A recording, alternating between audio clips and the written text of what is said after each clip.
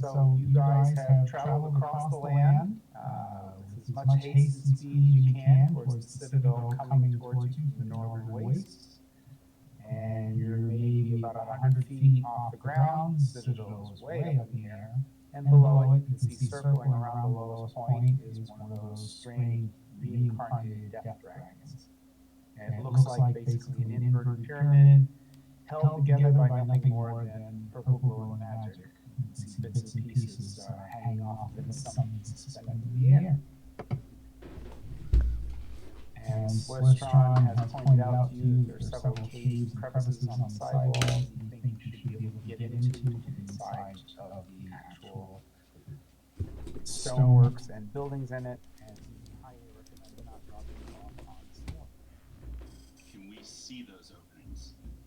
From this distance, not clearly enough to get a really good eye, but you can definitely see there as many crags and crevices from this distance.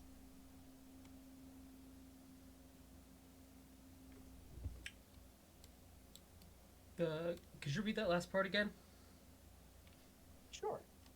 Basically, you can see the citadel flying above you. It looks like an inverted pyramid. If you look at that last photo I put on Discord, it'll give you a good idea. And circling the low point below it is a death dragon seeming to keep watch from anybody trying to approach from below. And Celestron told you that he really doesn't want to try dropping you off on the upper surface due to the hundreds of soldiers and dragons and other things up there. Yeah. Since this guy is fairly like a watch guard, do y'all reckon he'll alert the others if we try to skirmish with it? Or wait, no, do we still have our illusion up? Yes, you do. Oh. What was that question? Do we still have our illusion up?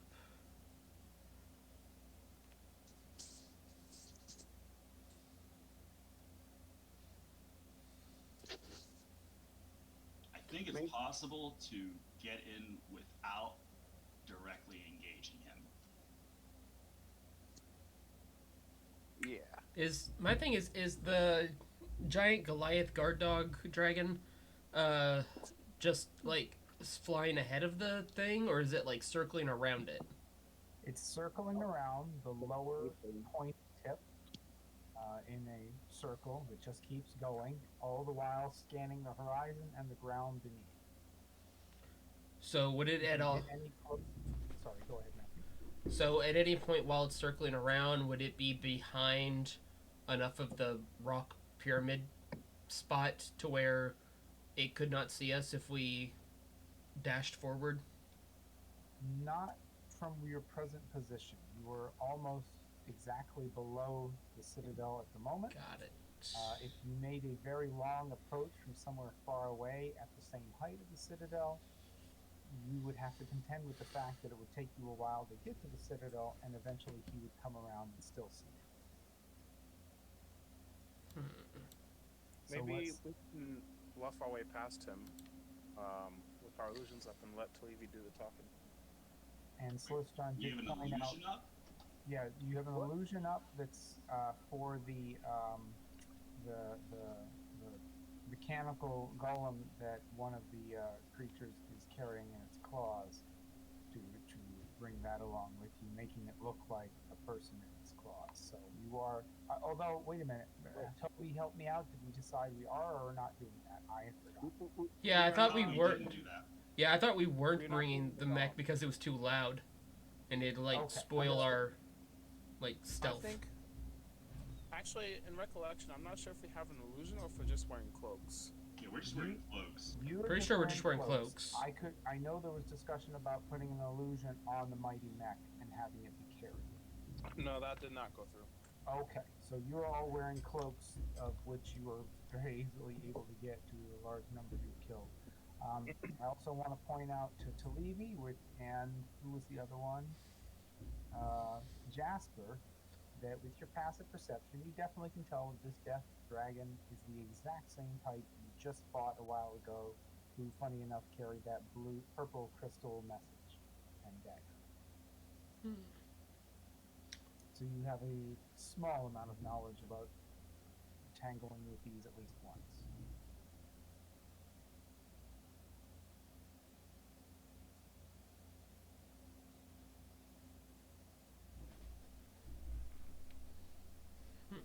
this is like the one that landed in the town.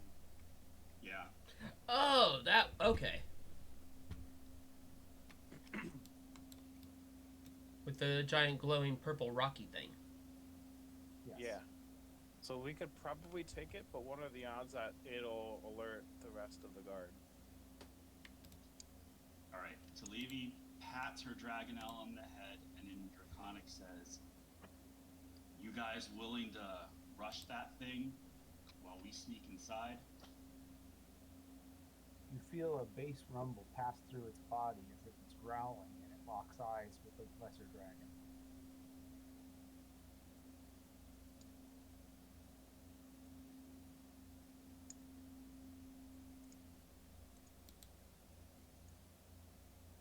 That sounds like a if we have to me. I can agree to that.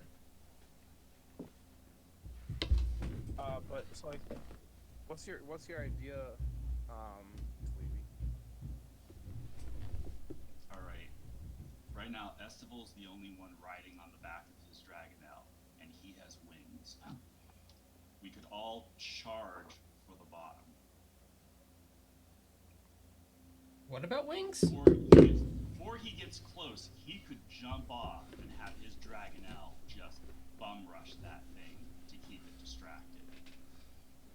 And then as we, one by one, disembark, our Dragonelles join it. And all they have to do is mangle one of its wings. So since you're so low to the ground and haven't really quite gotten there yet, I'm going to allow you to talk verbally as an actual group. Is there any of that you want to put to Sistron? How far from the ground are we? About 100 feet. Oh, okay.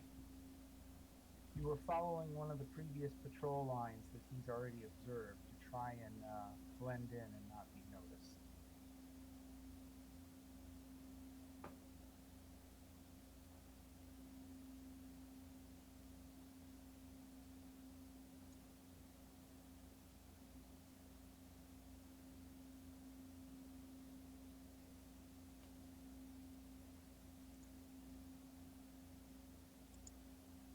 So are you proposing this plan out loud for Sistron to be able to hear it? Yes. He raises a finger and he points out one possible flaw. How would I pick you up then when you're all done? We don't need an I'll next say, don't worry about it. We'll figure that out. It's more important that we get in there as fast as we can and bring it down. Because isn't that thing going to crash to the ground like a big fallen rock whenever you end its magic? There's a I'll hold risk. on to one slot for Featherfall.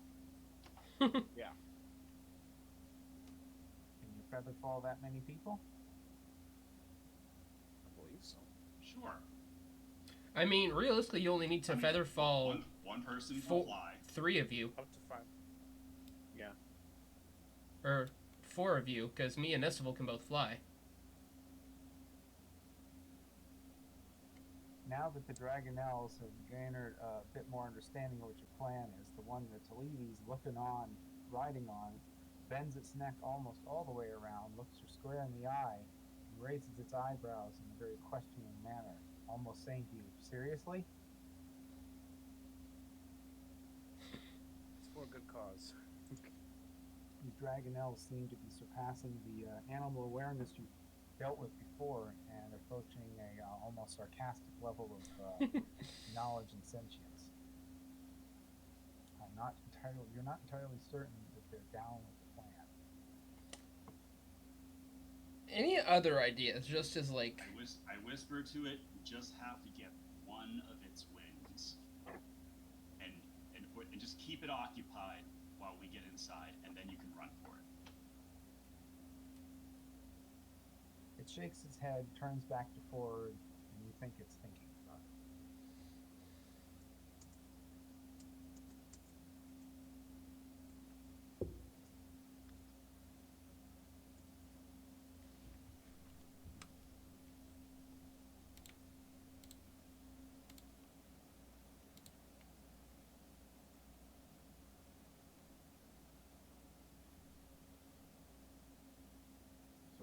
options, and what is she- the group like? Oh, go ahead, Dave. She says to it, I know it sounds hard, but we're probably going in there to die, so help us out. Slithron looks at you and he says, I think I can get you to one of those cave entrances and maybe at least get it to chase me, but I don't want to sacrifice these very smart creatures. I like that plan better. That's what Alex says to Sistron. And then he says, or we can take it. It's big and mean, but maybe we can take it.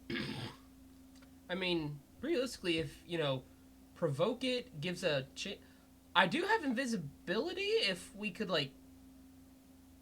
pack on... How many can you cast invisibility on at once, though? Wait, does anybody have command? No. Oh.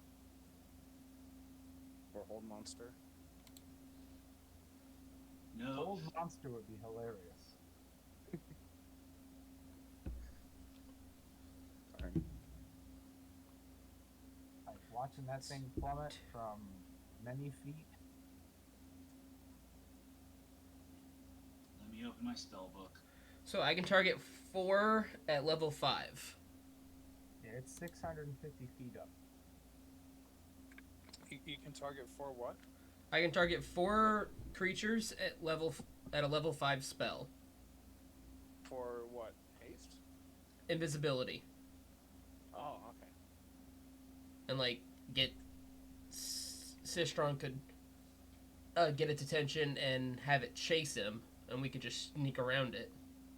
Or we could just, fly off to the side to where it wouldn't see us.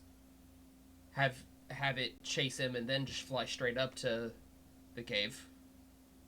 If you reckon it would not notice us if we made the dragon elves invisible but left ourselves invisible?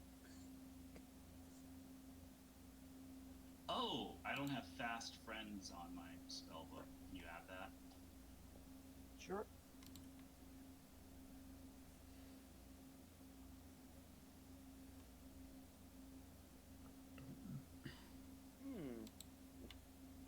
This, I could try and blind it. Only works on humanoids.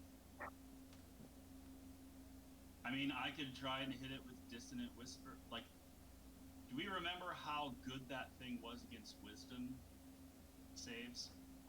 I don't remember how good was it anything. Yeah. I could try and blind it with a Constitution save, but I mean, it seems like the kind of thing that would have a high con. Yeah, I mean, I can try Dissonant Whispers. It would force it to run as far as it could for one turn. Maybe between the two of us, one of our spells would go through, and we could get it to allow us to escape.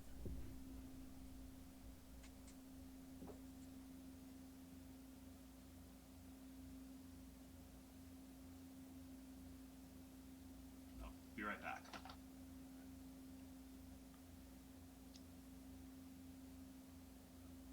How about you, Alex? Do you have anything interesting?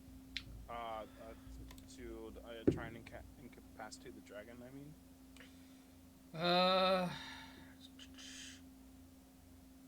Fast friends is done.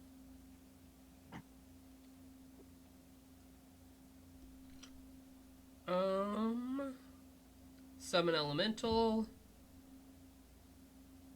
Divination could try to see if it'll do something. Is that summon elemental or summon greater elemental? Summon elemental. Okay.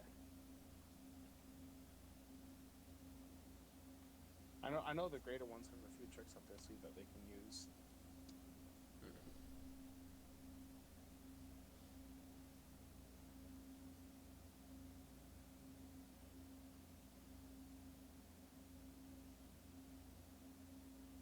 What is pyrotechnics? It's also con save will be blinded.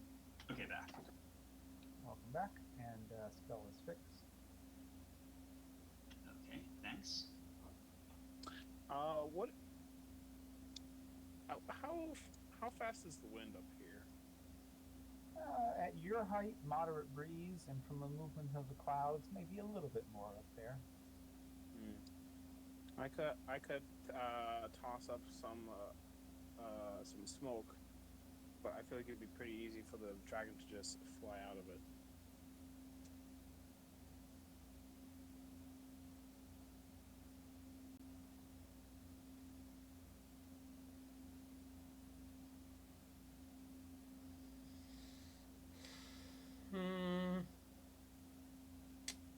Maybe. Fighting in the sky is harder than on the ground, because what if it targets one of our dragonals and then we're all just falling? That'd be bad. Yeah. Yeah, that's why I want to just get in that thing as fast as we can and don't try to spend the energy to completely bring it down. Yeah. So I like to conserve most of our spell slots for when we actually need to fight, like, the big bad. Right. I don't think we're gonna rest while in there. Yeah. What is the scale on the are these 50 feet per square. okay.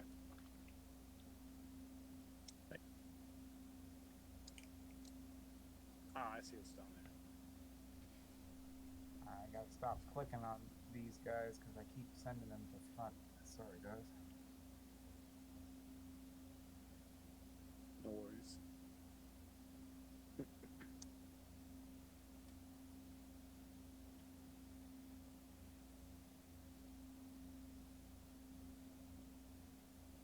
Yeah, so I guess that's what I've got. I could try and blind it. I have an item for that. So Levy turns to the apothecary lady and says, "You got any magic that can distract, blind, do something to get us past that thing?"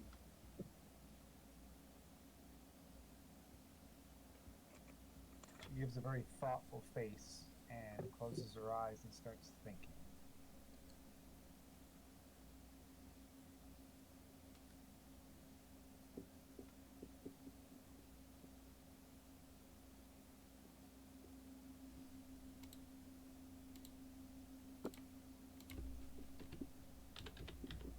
Sorry, I wasn't prepared with her spell list, but I'm reading it right now. No worries. I know what it's like running NPCs with big spell lists. She has some interesting choices. Alright. She says, possibly I could use greater invisibility on someone. For what purposes? Tactically, I do not know, but it might work for you. I can do it on one person. Also, I have suggestion. I could try. That's charisma.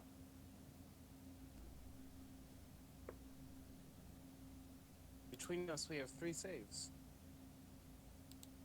Yeah, the suggestion requires that you present. Well, I think suggestion only works on humanoids, and even then, you have to present it as if it's a good idea. And I don't know if that thing has ideas.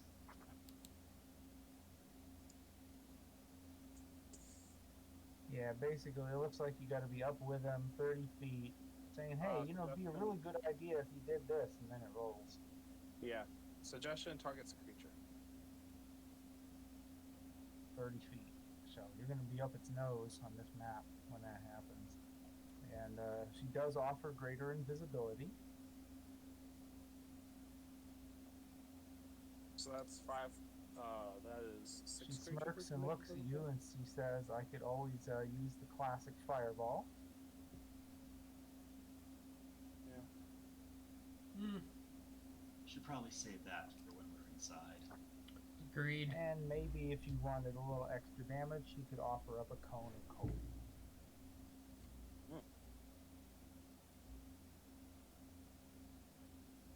Well, let's start with a suggestion, and if that fails, then Sleevey and I will follow up with our debilitating effects.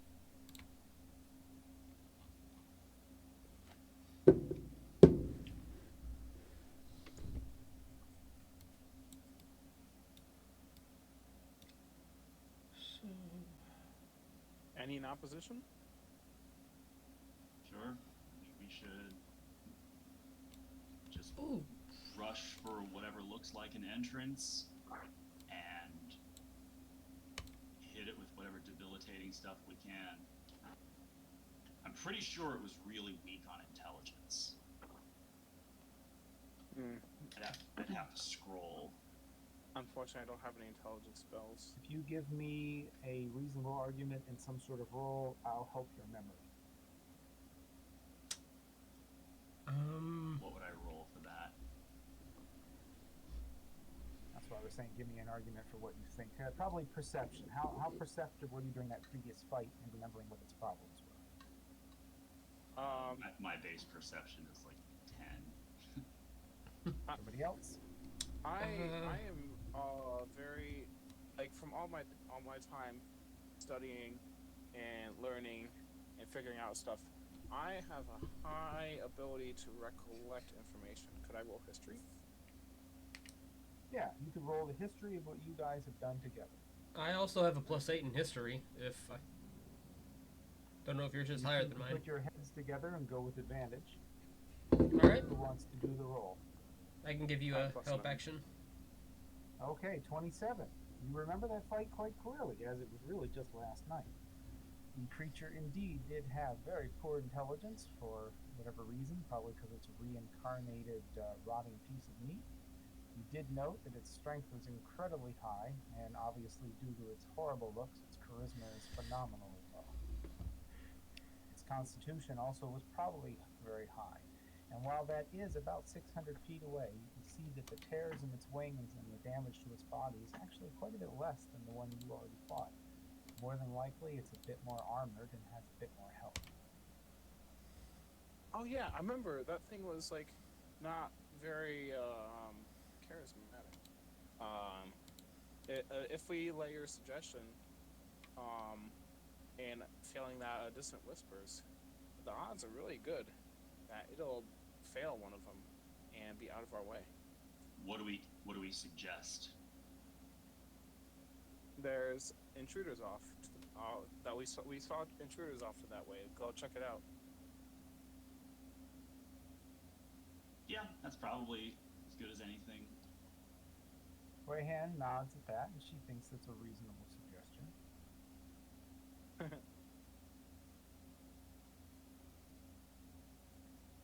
Reasonable suggestion. All right, let's go for it. Flying straight up or something more complicated? Straight up. Straight up. Yeah. It's a long way to go. When you get to be about halfway, the dragon actually looks down at you and begins spiraling a little bit closer to you. The Dragonel with Talivi and the NPC should be leading. Yep, that's a good point. So let's move him over like that. So Talivi's up in the middle, heading straight toward the dragon. You are all now within about 50 feet of each other. Let's say 30 because of that spell distance. What do you want to do? I guess have her try her suggestion. The dragon, as it approaches you, does not seem to be outright attacking, but it definitely is looking hostile, giving a bit of a roar, but does seem to be waiting for something. And Sleevey yells out in Draconic, by her will. so before Wayne can actually get her spell off, the dragon just flies back up and continues circling the bottom of the stone formation. And Slistron looks around and is very wide-eyed and concerned, but nonetheless impressed. Now that's a nat 20 in history. So let me take that spell back that she cast, because she actually didn't get a chance to even roll a save. And so we didn't actually cast it. Where was suggestion? Sorry, I gotta give this slot back. Okay, well, the dragon has gone back to circling the base of the tower. What do you all want to do? He Proceed. says, hurry up, let's get inside. Yeah, Alright, let's go. Slistron flies up this way. see a little stare icon. He points to the side and makes a motioning towards it to hurry up. So in turn, each one goes up there. Go ahead and click on that, folks, as you can, and then hold on the other side if you'd be so kind. Whoa. Just give me a sec for everybody else to get up there. And as each Dragonelle passes by, everybody else goes up there, clicks on the stairs, and basically starts to worm their way into a large cavern.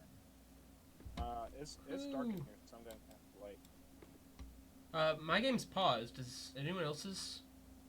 Negative, it shouldn't be paused at this time. Try reloading.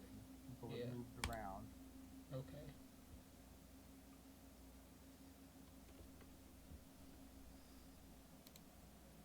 The tunnels wind through the foundations of flying city will rise at a vast natural shaft in this rocky cavern.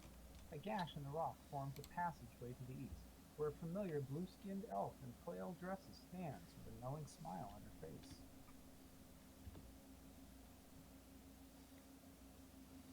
Somebody's standing on top of it. I can't find it.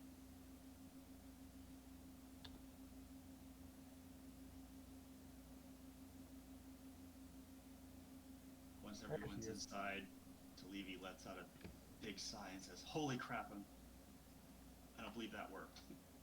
To your south, it fades into a view, is the same elf you saw very back at the beginning at the funeral of Greenshield.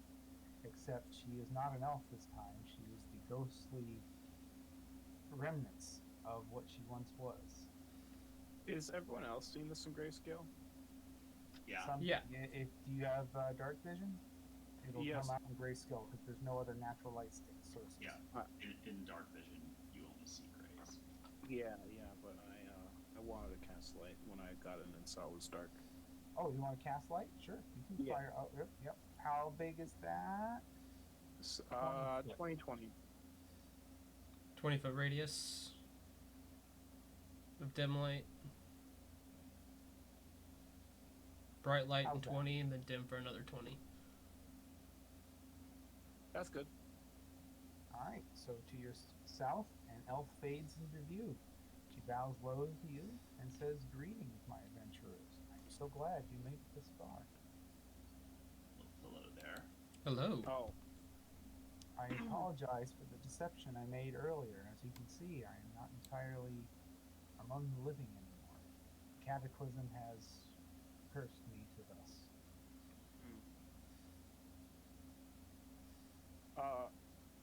not to be the problem player, but can you center the light on my token? Like, have it be a part of my token? Can my token shed light? Oh, I see what you're asking. You want to move it with you. Yeah.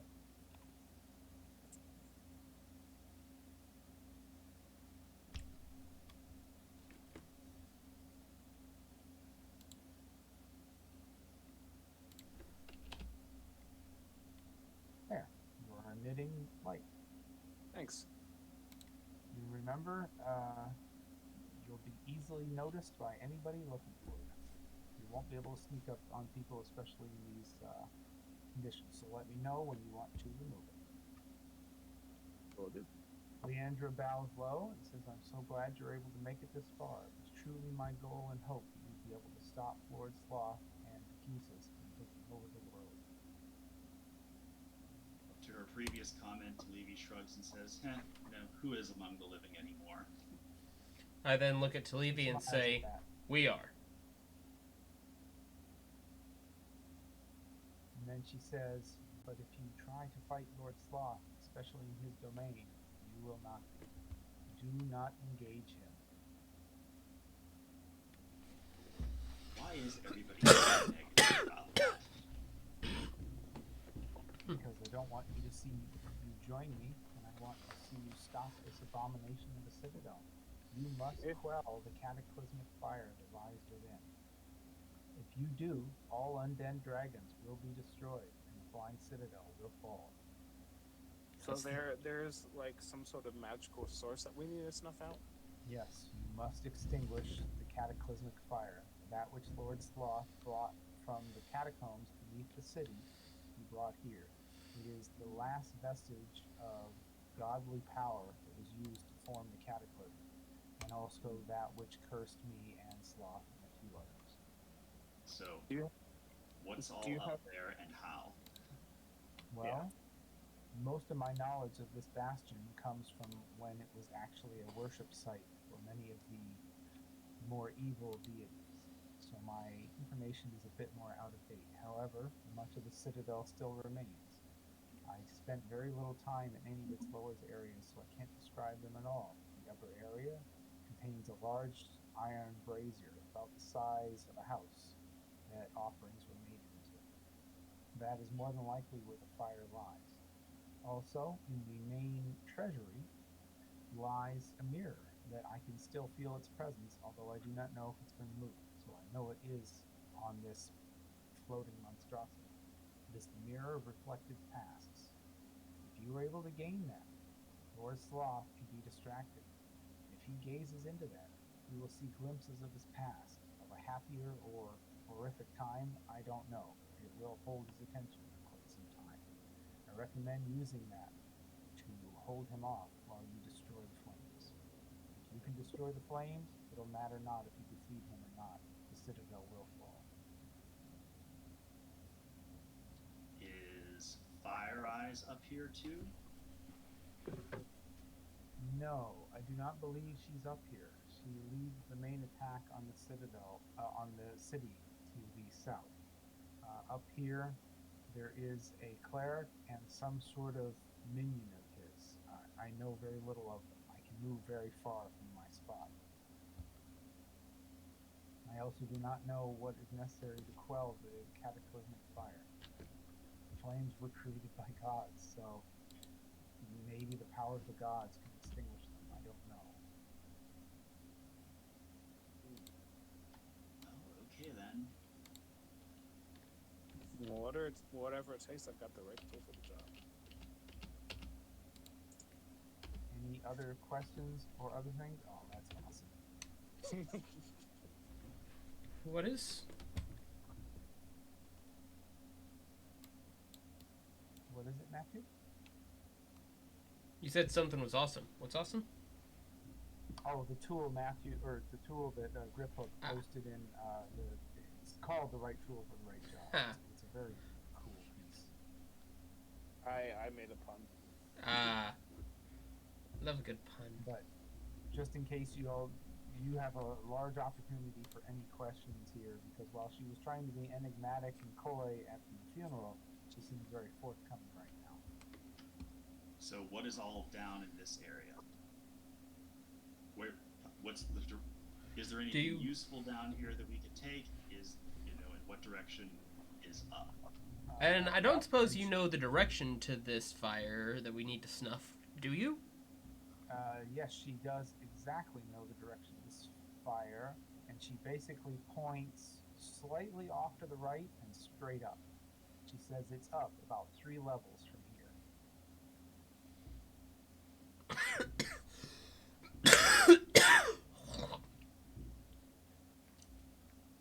And she says, and there are many foes between you and it.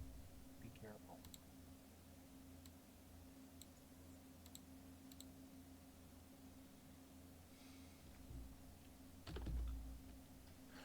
All right.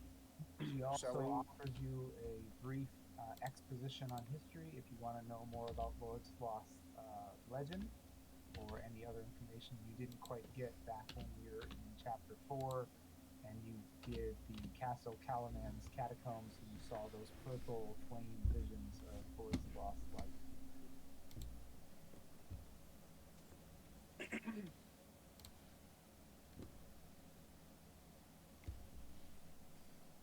Yeah, I would love to hear.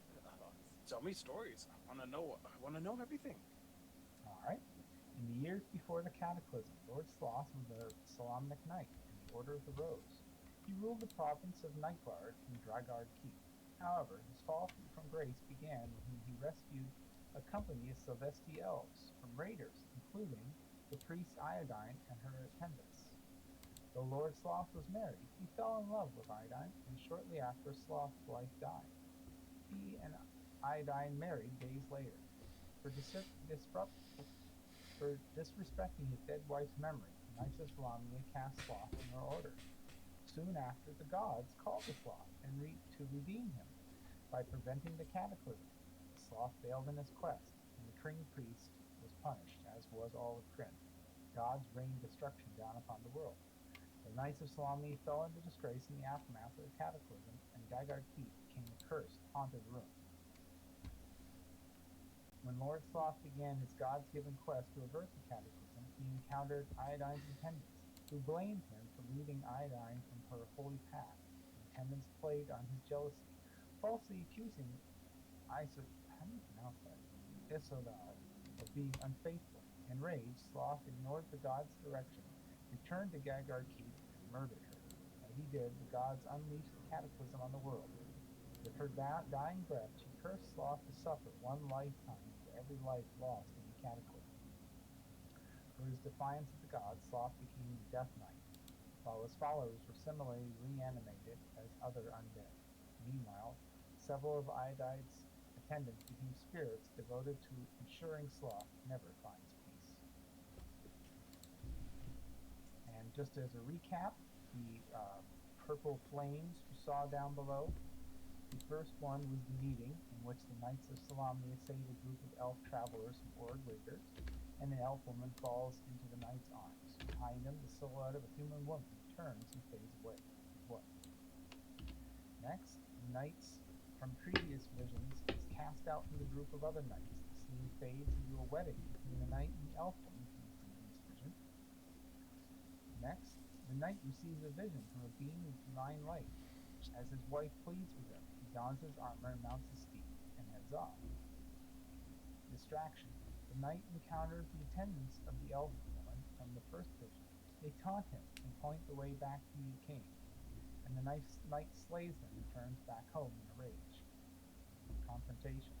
The knight slays his wife as the world around him crumbles and burns. The knight burns as well, but he does not fall.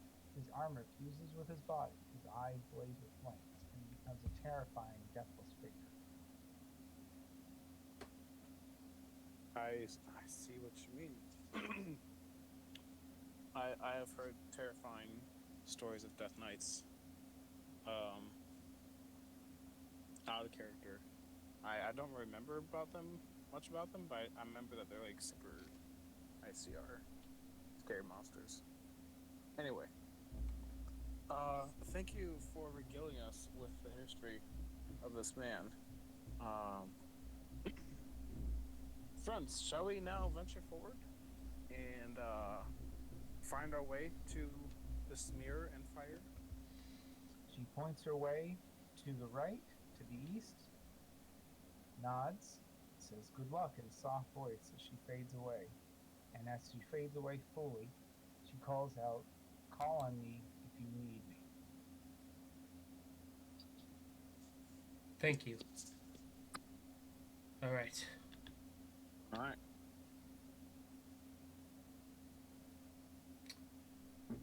Looking down this area, is it just like a empty part of the wall? Yes, that is the cracked cap. So basically you climbed in through a sideways gash, climbed straight up through this area here, about 20 feet, and then came to this split open area with no other ways to go except east or down.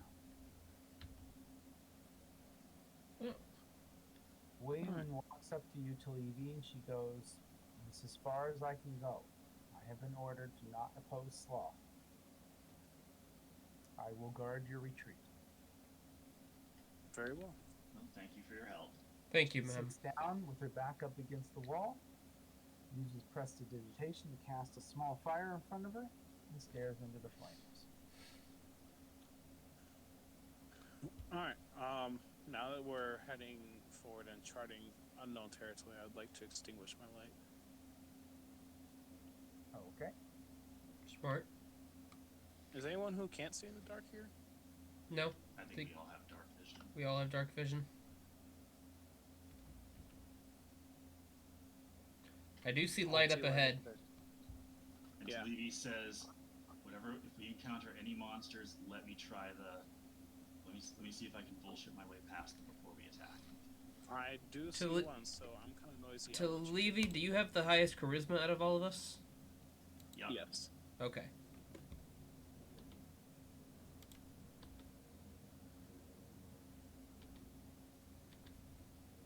Have we been noticed yet? No. As you head towards the other room to your east, you can see a skeletal knight standing, shifting from leg to leg, looking down to the ground, and from the movements of its head, it almost seems to be talking to itself, but you can't see anything.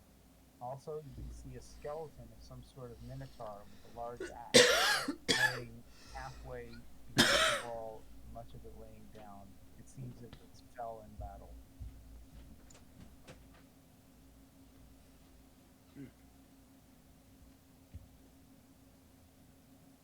Alright, Levy, this is your job. All right. She just says to everybody, "Okay, look confident, and start walking forward."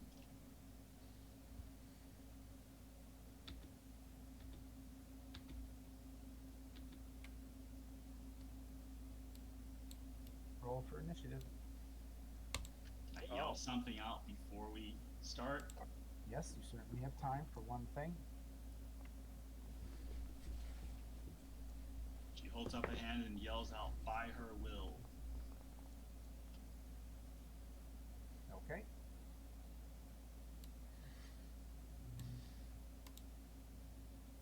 I'm going to sneak Jasper up just a little closer because he wouldn't lag behind that much.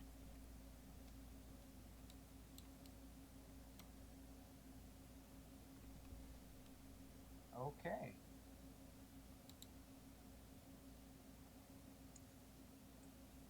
That's Grip Hook, you're going to lead us off. Alright. What was I that have last one for? I have advantage on initiative, but I'm not sure how to do that. With thing. Good. It should have The asked first- you when you hit the dice. Maybe not. Oh, that's weird. But Let's see, anyway, that my was 19 is better. Okay. yeah. Okay. Grip Hook, the creatures, the moment Talibi and Estival rounded the corner and actually stepped up into the room proper, all three of them snapped their heads towards you, readied their swords, and looked quite hostile. Do they react to what I said?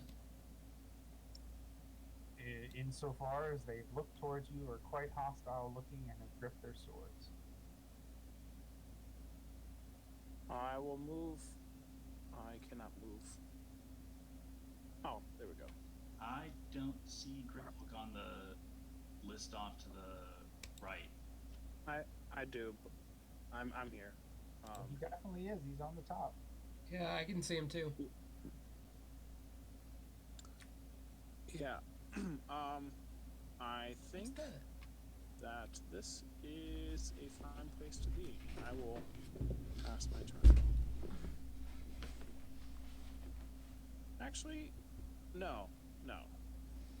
I will cast jump on myself. Awesome. So what does the room look like? What's this stuff in the middle?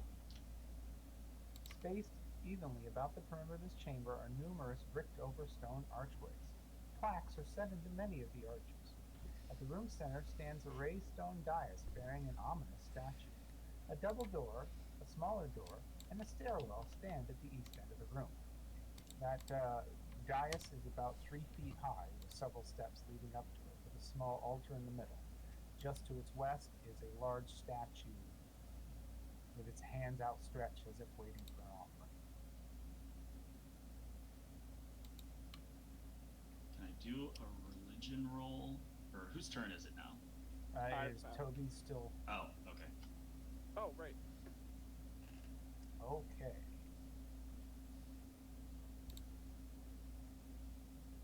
I forgot we can pass our own turn.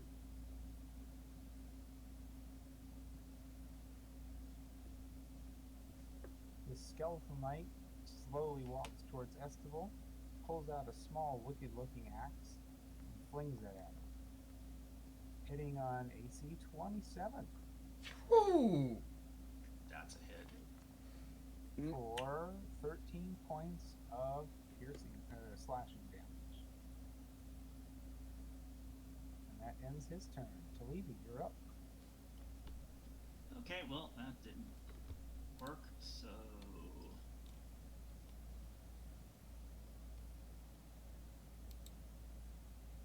And I forgot to say it earlier, but it's fair for you to know.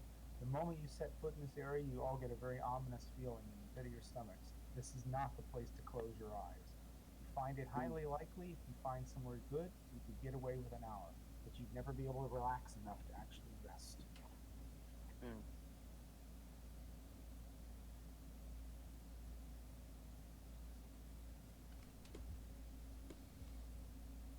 Wrong person selected.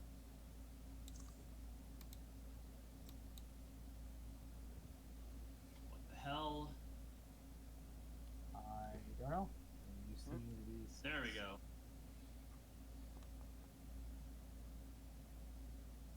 Hit. Out the head.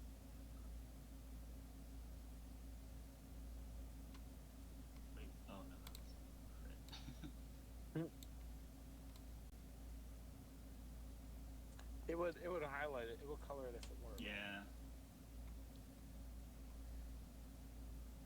And you don't crit on 19s. Hit.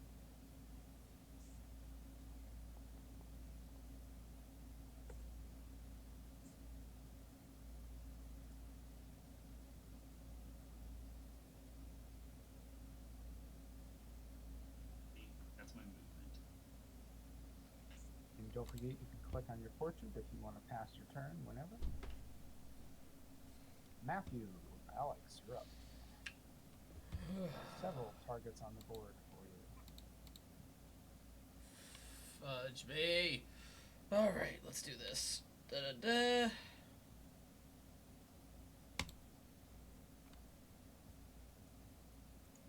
No, actually.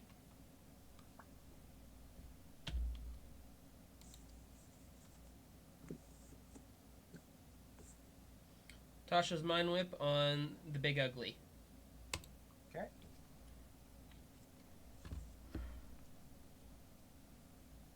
He passes. Fudge! Just barely. Just barely. Silvery Barbs? Fair enough. Throw it out there so we keep track. And he fails. Yes! Okay. Rolling damage.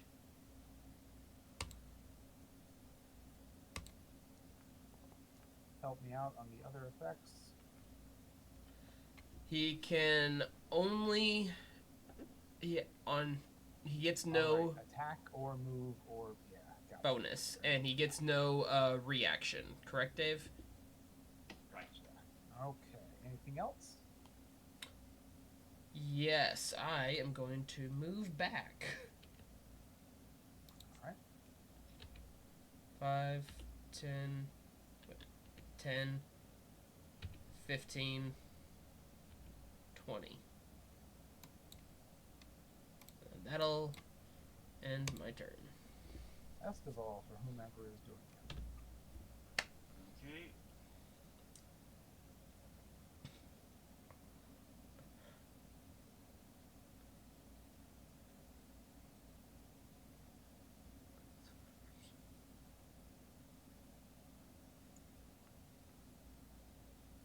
Very much a hit.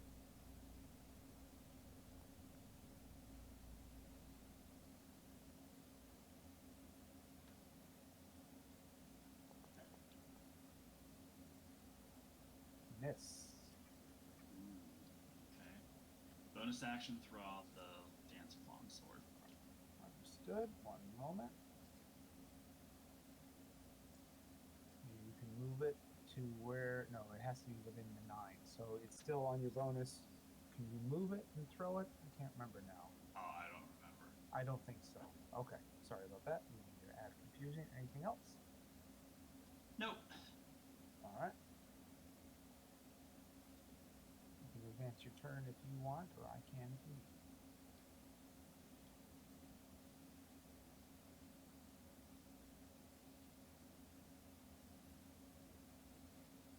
Not flanking. A wicked yet damaged blade is pulled out and tries to hit on AC 21.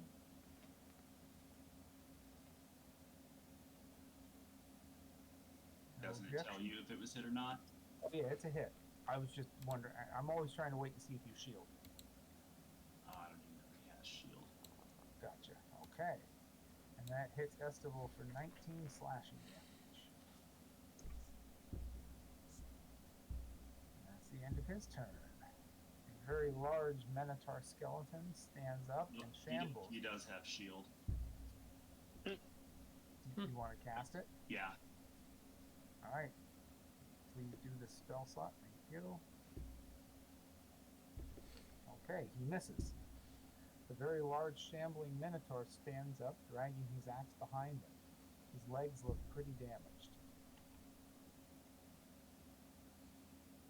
And that's as far as he is able to make it in that amount of time. Jasper, you're up.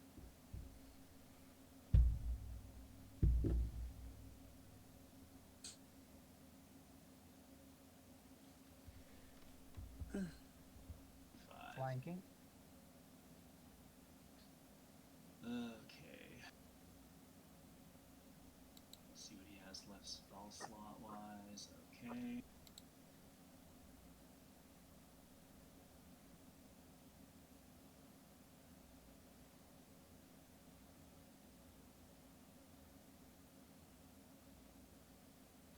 I want to change his spells around.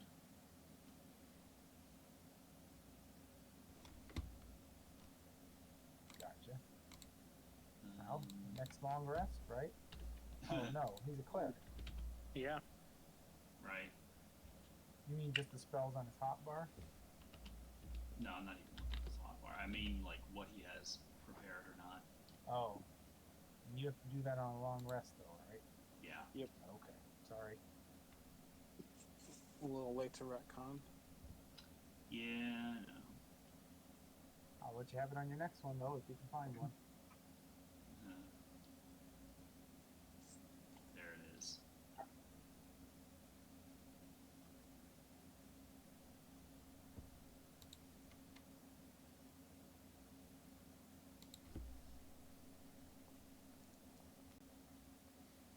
Oh, nice. Very much hits.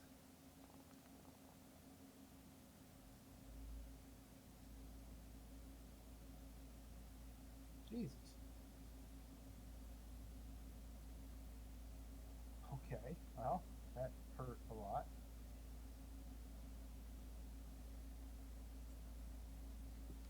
Bonus? Ooh. Nope. Okay.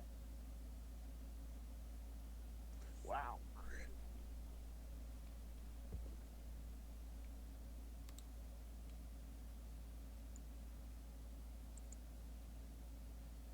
Anything else for Jasper? No. Toby, you're up. Lead us off on round 2. Many hard hitters. Flanking? Okay. I don't need it. I'm not gonna use it, but Gotcha. I am going to use pull my gem of brightness. Each creature in the cone must make a saving throw, DC 15 con. And we're about to. Okay, you're hitting. Oh, perfect. That's a perfect cone. Okay, running stage.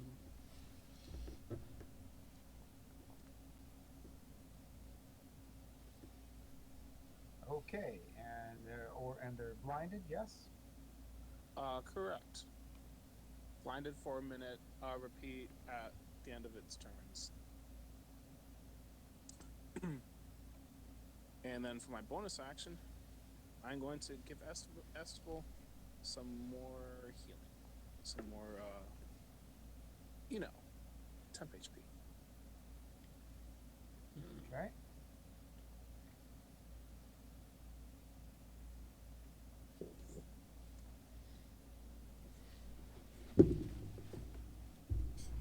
Knight knows that Estival hasn't moved, so he's going to try attacking to his east with disadvantage.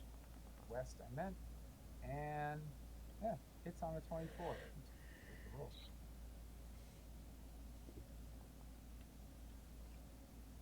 For 14 piercing. Slashing, excuse me. And that's the end of his turn. Talibi, you're up.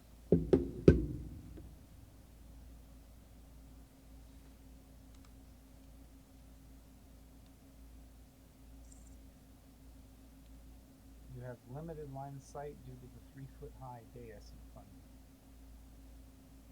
You could hit the one skeleton knight that's furthest. Oh, you can see them all. Okay. All right. See if we can drop one of them. The one you're currently targeting is highly damaged.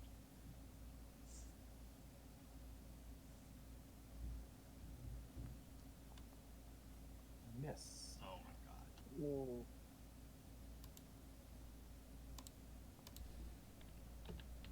Hit.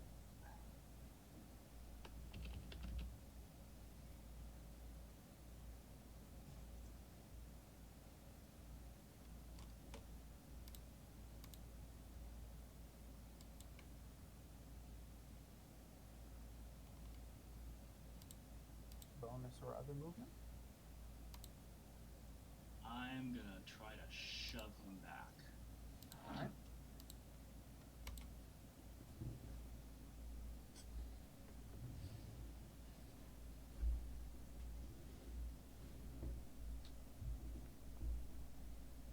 Well, are we talking diagonally down or straight back?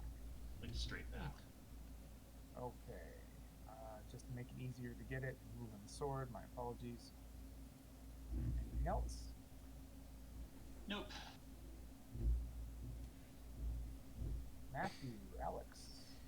Lots of good targets, and the one that Talibi just shot at is the most damaged of all of them. Did the blinded one make a roll at the end of its turn? It hasn't been the end of its turn yet. Oh yeah, no, it did not. It did not. Hey, there you are. Alright, let's see here. Between. Alright. Oh, there we go. Alright. Movement. And at the end of its turn, 5. this one seems to be looking about normally. Alright. Movement, 5 feet. Going to target. You have good line of sight on 2 of them. Yes.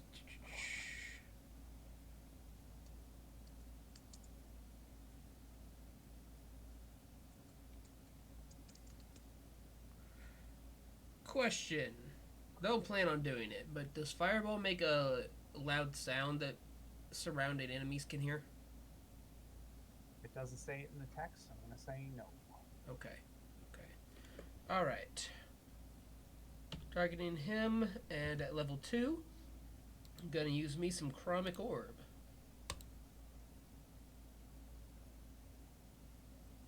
Is that an attack roll? Yes. You could use your inspiration if you still have it. I plan on using. You must never use your inspiration. Yes. I plan on using that inspiration when, in a much bigger fight. Alright.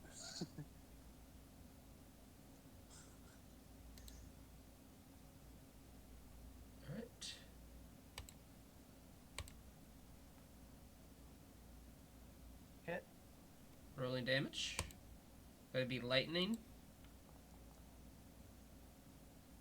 Very nice. That affects him handily. He is shaken. He is damaged. Not much holding him together.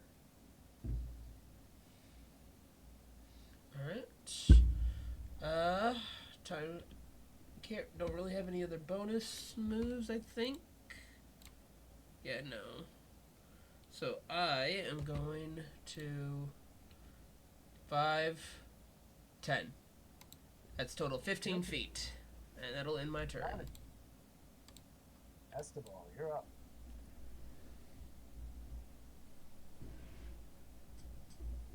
You have flanking on the one to the south, not the one directly to your east.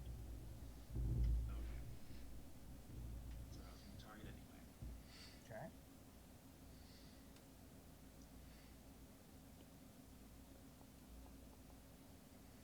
Natural, very nice.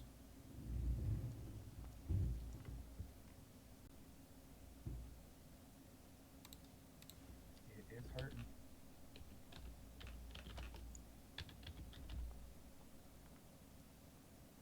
Hit.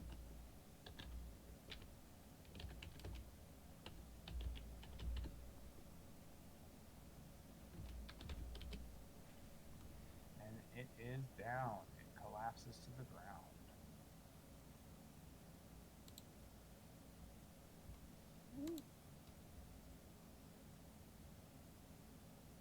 Bonus? All right. He does have a bonus.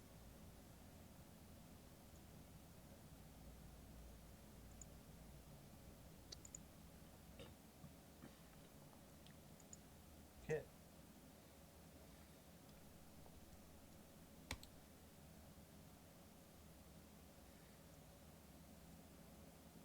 Good solid hit. I'm just going to move him out of the way, make life a little easier. It's it's blind. It moves towards the sound, and it's going to swing wildly. I need to decide who. Excuse me. Oof. Sorry, I looked away for a second. How did that guy in the corner there get pushed all the way to the corner? I moved his corpse out of Okay. the way just to Got it. make life less complicated. Got it. The gods are Yeah. watching. He is swinging wildly, and 50% chance to hit one of you. He goes for Jasper, hitting on a 24. That's a hit. Ooh. But that's with disadvantage? That's with disadvantage.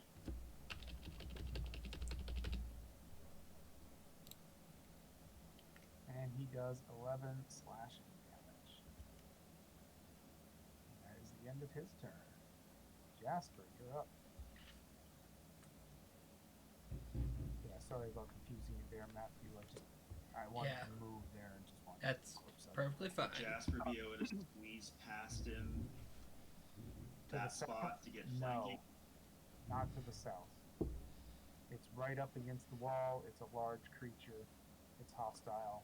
It is blind, but I would let you squeeze through to the north if you want to Can't go all save. the way around. DC 15. Who has to save con? Oh, that's the- right, the blindness, because the end of his turn. Yep.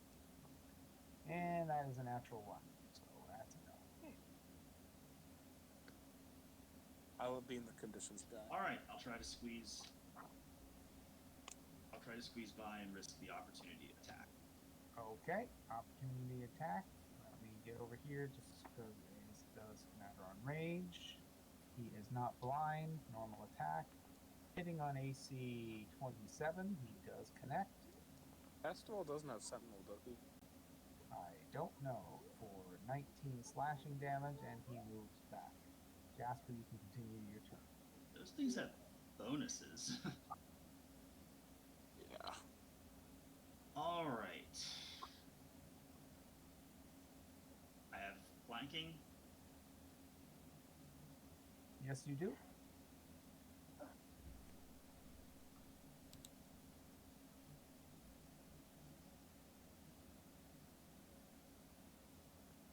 Come on, another crit.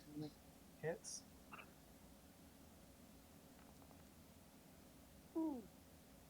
Very nice. That is a lot of damage. This Minotaur creature seems a lot easier to hit than the Knights. He also seems a lot less sturdy. He took off a lot of pieces of bone and sinew with that hit. Bonus Alright. or movement. Bonus, he's going to turn the hammer on. Okay.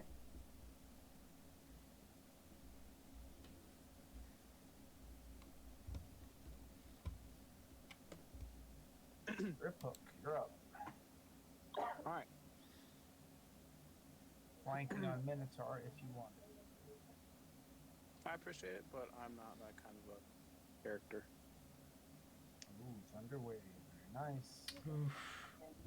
Now they're gonna know we're here. A resounding boom thunders out. Anybody who didn't know you're here definitely does know you're here. Give me damage. You know, sometimes I'm a little bit forgetful on that kind of thing.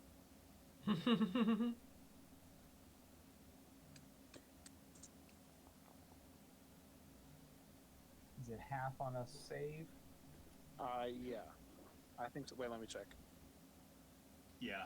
Yep, half. Very nice.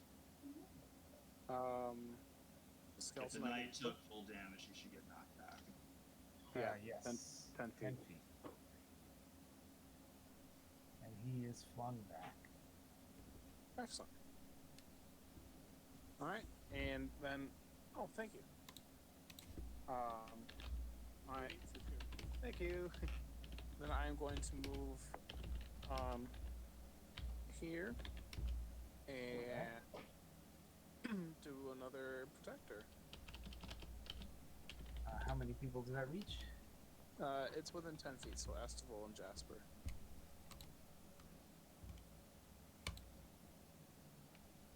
Very nice. Oh, and Okay.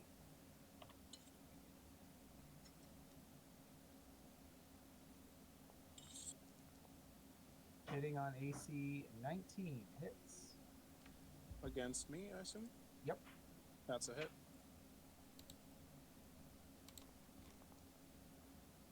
For 19 slashing damage.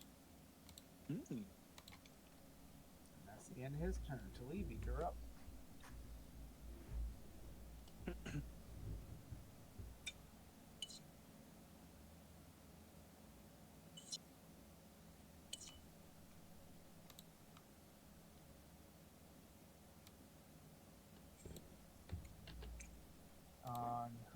Sorry. There we go. Got him. Hissing whispers. Normal. He fails.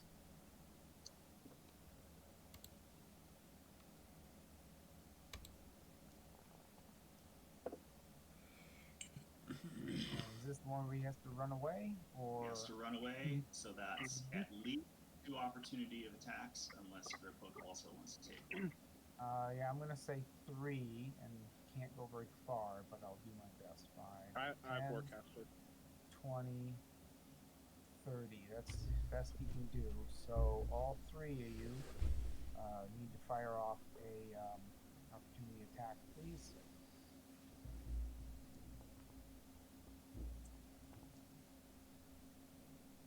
That is a hit by Estival. Oh, this is going to get messy. I'll keep you both safe.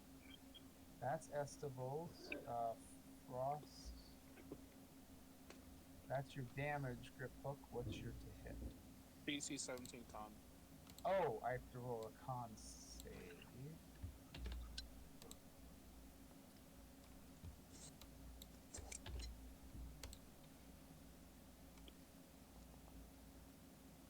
That is a pass on his part, and then Jasper Crusher hits on the 12 and damage from Jasper. Wow. I forget what There the you go. versatile is. You can do it one-handed or two-handed. It's a different damage die. Oh, okay. And that takes down that creature quite handily. He didn't even have a chance to really run away. Anything else to leave? I'm gonna shove him just because I can. Okay.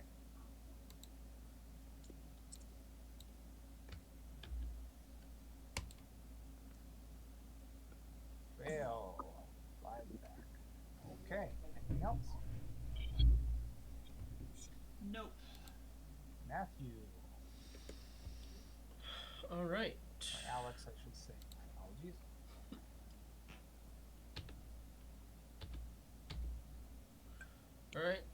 gonna target our guy here and go for Mind Sliver. Hold up, let me just double check something real quick.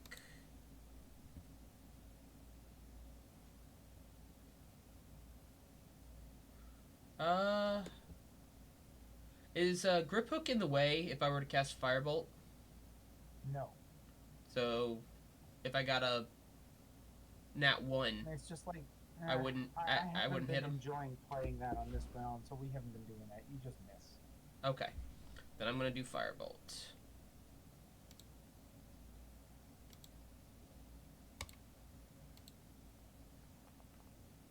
And that's a miss. That is a miss. Bonus or movement? No bonus. And movement 5 feet. Okay. Feel free to end your turn on your own, or I can free if needed. There we Estival. go. One target left. 30.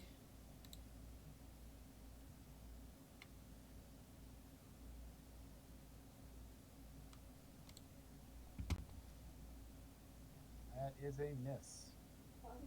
Just barely. That is a hit.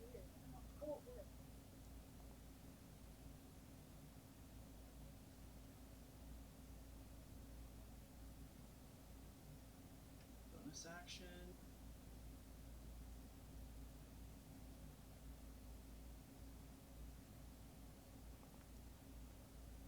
That is a miss.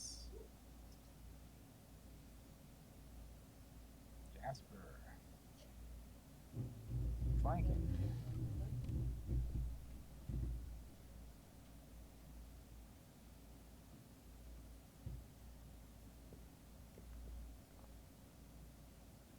Hit.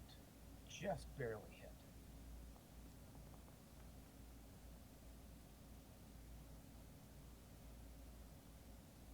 Still up.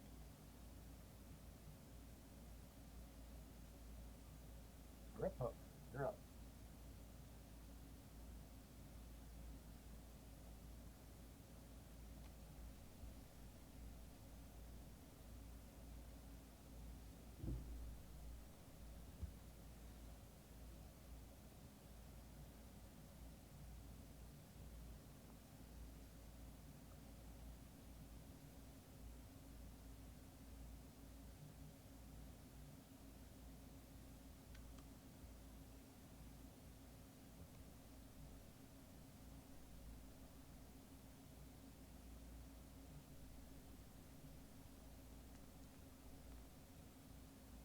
He passes. Does he take half? I can't find it. It's a cantrip, right? On failed takes 1d6. Sorry, I forgot I was muted. Oh, not a problem. Yep. So it'd be 1d6 plus your cannon's 1d8. You wouldn't. So you want me to just take the first out of the 6? So that would be. It was a miss. Takes no damage. Oh, okay. Right? Well, it says on a failed save, the target takes 1d6 cold damage and has disadvantage in the next. Oh, on a failed save. Yeah. I'm an idiot. I can't read. I'm reading No worries. backwards. Jeez. Yeah, cantrips don't do Yeah, damage gotcha. on. Okay. His turn. You were the last one to shoot at him. He's a very mindless creature with low intelligence. He swings wildly to the south on a natural 20. And I just hit normal. Dang it. D6. No, I won't add in the 5. Okay, you take 22. Sorry about that. I forgot they had it. No worries. And that ends his turn. Talibi.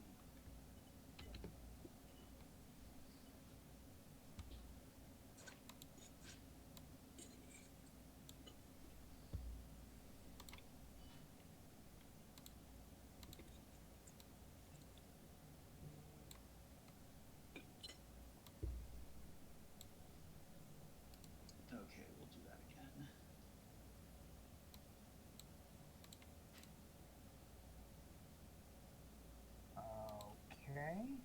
Wisdom, normal. Pass.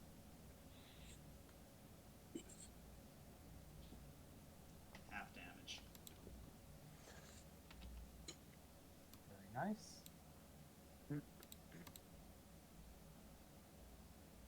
And that's it. Okay. Alex, Matthew, you're up. Alright. Good line of sight. Sight. And I am not wanting to risk losing another spell slot, so I am going to use Firebolt. Good choice. It's a classic for a reason. Hit. Rolling damage. Very nice. He's still looks pretty sturdy though. You guys got to chip off a lot more to get him to look haggard. Alright. Then I'm going to go back in my little corner. Please do not judge me. I'm a wizard. I do not have a lot of hit points. Estival, you're up. Advantage on flanking. That's why you are inferior to artificers such as myself.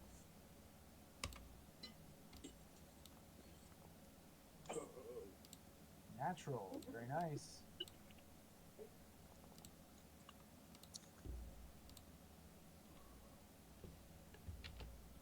He's hurting now. Hit.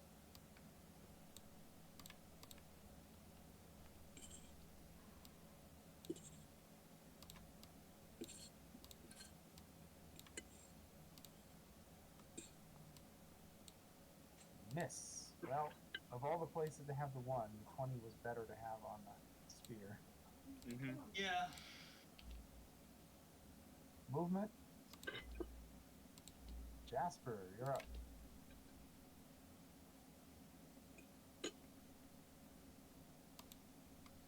He's gonna put the hammer away so he can cast a spell.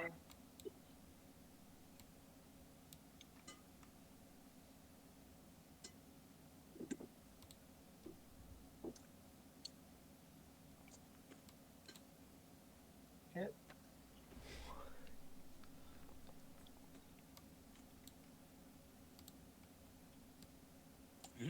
He can't Now use his it is hammer looking- spell casting focus.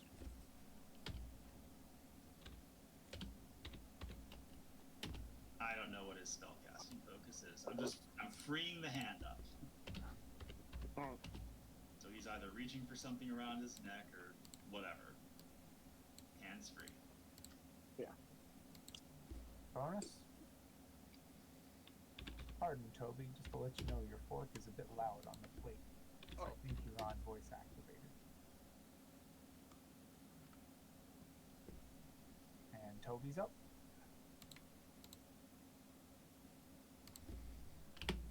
Alrighty, well, it worked well enough the first time. Let's do it again.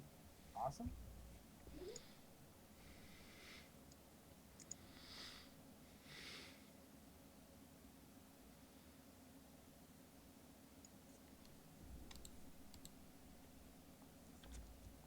That is a fail on his part. Excellent. And he's frosted over. And Disadvantage on next is it- attack. Nice. Very, very nice. That do? It gave him disadvantage on his next weapon attack. Oh, okay. He seems highly damaged at this point and seems a bit confused. He swings wildly towards Jasper, hitting on AC 11. Miss. And that is Talibi's turn.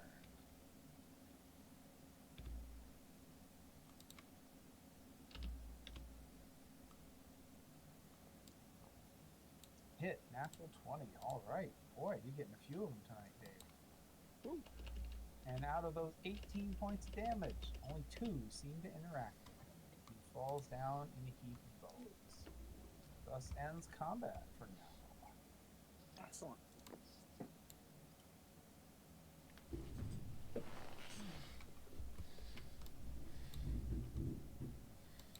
Alright. I now finally Do a come in. religion check on this. Okay, hold still there, Dave.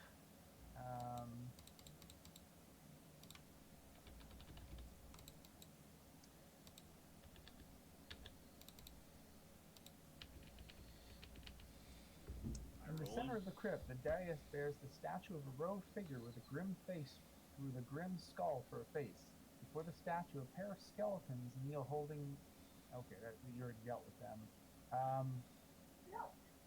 You're giving me a religious check of. You didn't roll it yet.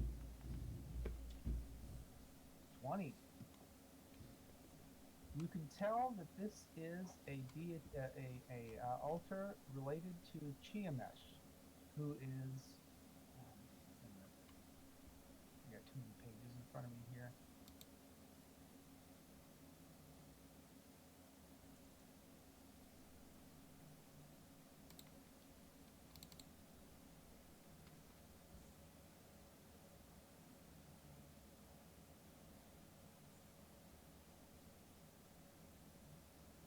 His followers worship death.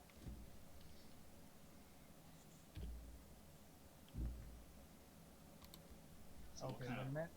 Give me a. Wait a minute.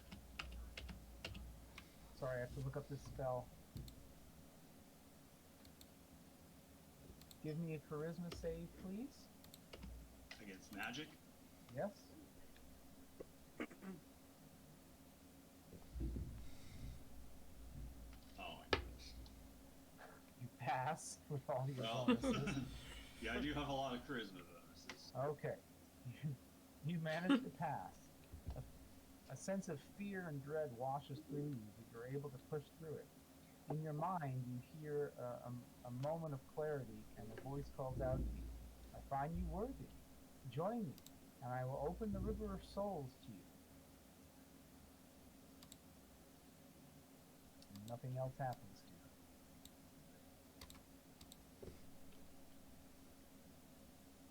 Do I know what that could mean? It was a blessing from Chiamesh. You know that much from your religious studies.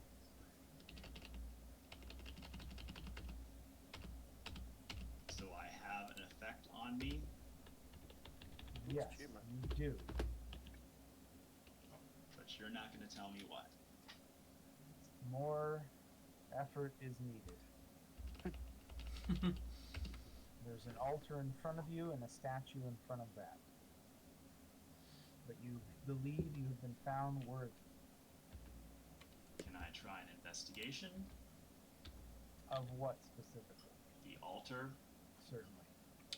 Should like a help action in that? Or better yet, Gripbook is a higher investigation. Whoa. That's our job. Step aside. Yeah. Griphook I give can do his own Griphook a investigation for anything. He cannot investigate specifically what happened to Talidi. Talidi wants to investigate it. He has to lead that. Yeah. But you can investigate the statue or the altar or any other such things. Okay. Yeah. I don't. I'm not interested in investigating the altar. Alright, Alex would be able to give me a help action. Yes. Alright. I shall do that. Sufficient. Looking at the altar, you can see that it is very well laid out to perform some sort of ceremony. All that's missing is something small and round to go in the very center. And from the depression and the artwork around, you believe it's for a skull. You feel Okay. confident that you would actually be able to complete this ritual. Yoink. Puts the skull in the spot. You complete the ritual, and at that, the skull turns slightly, and even though it is eyeless, lidless, and lipless, you get the impression it is now looking at you, patiently waiting.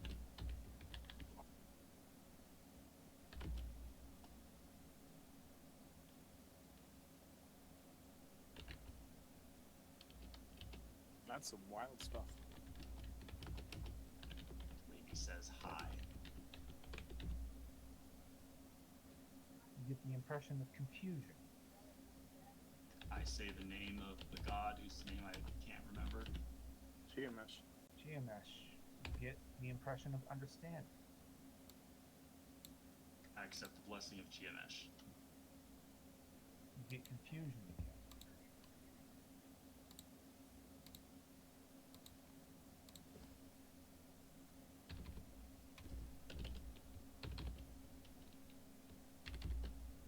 Somebody else do a religion check and help me.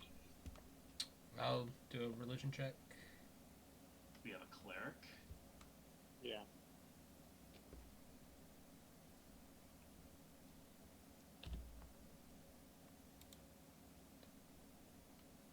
He Did not definitely- study religion.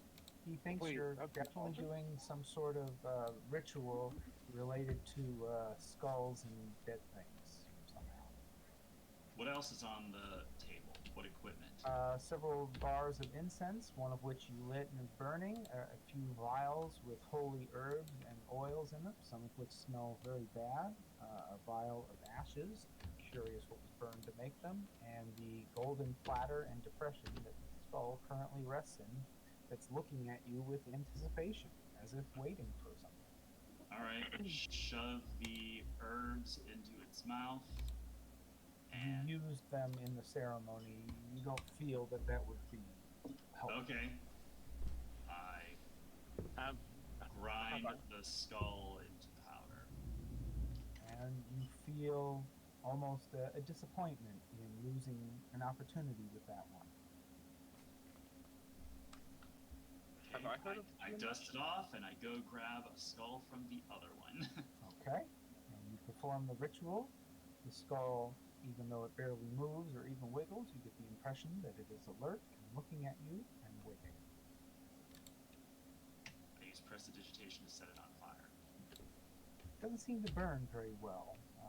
There's a bit of charring around the edges, but it seems rather sturdy.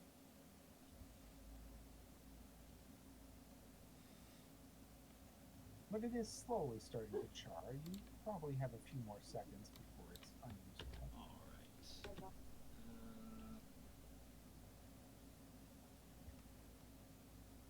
You were on a good line earlier. I'll just give you that. Right. What did I hear in my head? I believe you said hello, and you got some sort of acknowledgement. You say, I worship Chiamesh or something like that. You got confusion, and then you said some other something statement, and it looked confused. Yeah, but I heard something in my head before that. Something Oh, yes. River of I Souls. am you worthy. Join me, and I'll open the way to the River of Souls to you.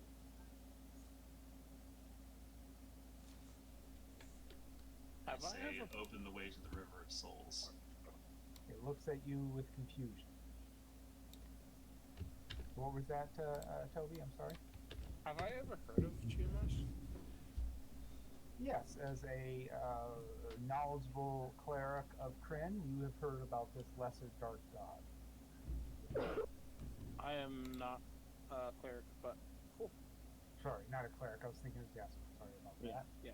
All good. He is the master of undead and represents fatalism. He hates life, thinking that it is a gift wasted on mortals. He festers with the hearts of mortals, trying to get them to give up the shell of mortality and move on to the next stage of a soul's journey. Chiamesh tempts mortals with the promise of immortality. In reality, he is condemning them to an eternity of undead as his slaves. This is Chiamesh's way of mocking life. Talivia, I don't know about this. Sylvie doesn't feel afraid. She feels curious and confident and interested. She is definitely overconfident. But she does not know what to do. Is there anything else you want to say to the skull? What do you want? To give you knowledge, it says in a deep, clear voice through unmoving mouth. Okay, then tell me knowledge. Knowledge is the collective wisdom of humanity.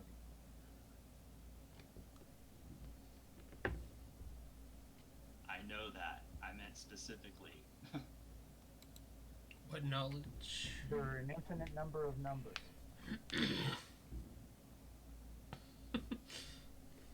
That's both true and not true at the same time. I agree, and it crumbles into dust. She sighs and says, whatever.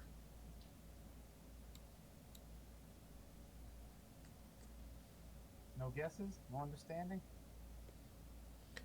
What? She says it probably wanted me to sacrifice one of you, or whatever. Ah, too dark. Come on, you can do it. So, what's going on again? Because I'm lost. This is a little... Did it want blood or something? Talivi took a skull, put it on the altar, made 5 statements to it, and it eventually crumbled into dust. Talivi took a second skull, put it on there, made a statement, got nothing, asked it a question, asked it a very generic question, asked it another very generic question, and inquired if its previous question was a good answer, and then it crumbled into dust.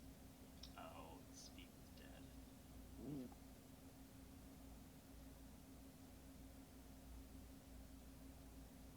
Alright, I grab the big Minotaur skull and plop it down. Okay. And then I say, so, how'd you get up here? I saw a job posting Any of and you applied for it. speak Abyssal? No. I speak Abyssal. You do? Okay. Yes. That worked out well. In an abyssal voice, it calls out in almost a low moan, I have no idea what came forth. I was brought here, sent to the mines, and then the Colosseum.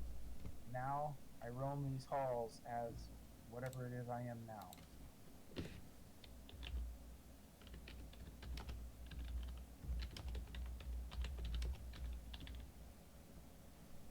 That was a long response.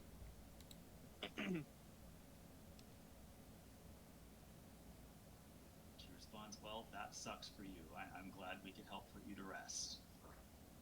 So am I.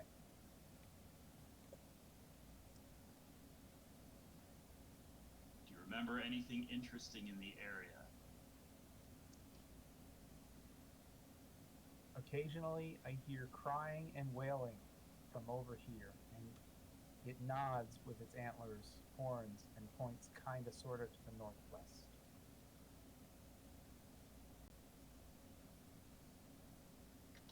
Okay then.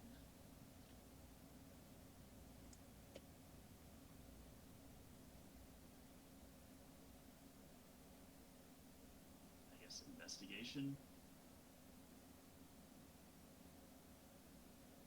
There is a bricked up alcove to your northwest. Above it is a small brass plaque that says Asa the Traitor.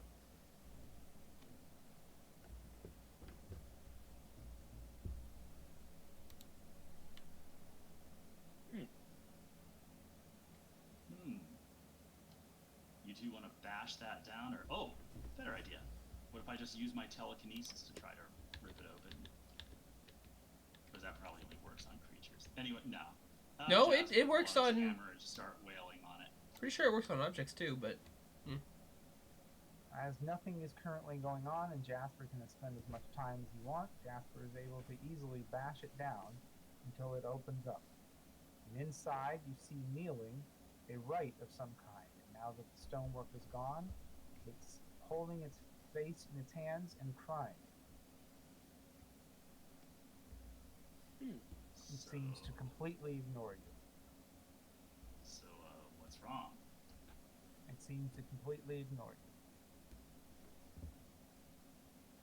Anything else inside? Hard to tell, not good lighting, the creature's taking up most of the room kneeling there.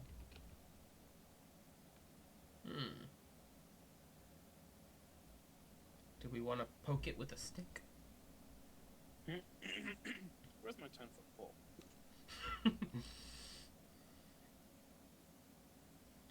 Do you have a 39.5-foot pole? Let that one at home.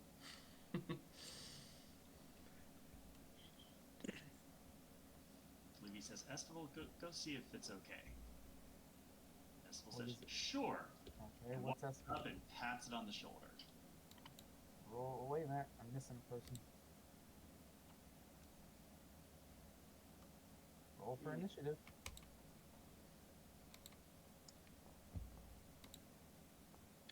Yep. It doesn't give me the option to. Sorry, if you do it on the second tab, combat encounters, you will be able to do it from there. It looks like you can't do it through the carousel. On the. He's not there either. Encounters. Who's not where? I don't see Griphook in either place. I don't see him on the do. carousel either. I don't know if it's for you, Dave, but when we like just start initiative, I only see me and you on the carousel up top. Everyone else I don't see. Either I way, see me, you, Jasper, and Estival. Weird. I rolled a 19. I don't think I'm gonna get a 20. Is that so I'm not gonna bother with it. Is there a reason I only see me and like Alex and Talebi's characters? You guys should see all of you except for any enemies. So I sure see. why. I see the. Now I can three see of us. Estival's. Oh, now I see Estival on the carousel. Oh, it's Estival's turn, and he's right in front of a creature that seems very upset with his presence.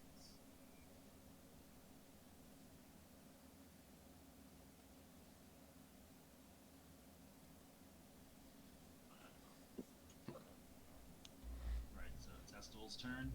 Yep. So Estival's just going to continue saying, like, are you okay? How did you get in here? Okay. Toby, Griphook. You have very poor line of sight onto the creature. Yeah. Call it full cover for now. Probably if you move northeastish, you might be able to get a bit of a line of sight to shoot a shot in if you want. Yeah. The doorway is too small to squeeze past. Game is paused. Sorry. I forgot. I'm not really sure what's going on, so I'm gonna burst out some more goo.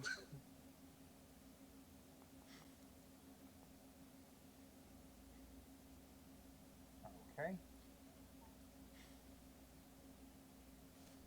All right. I am gonna.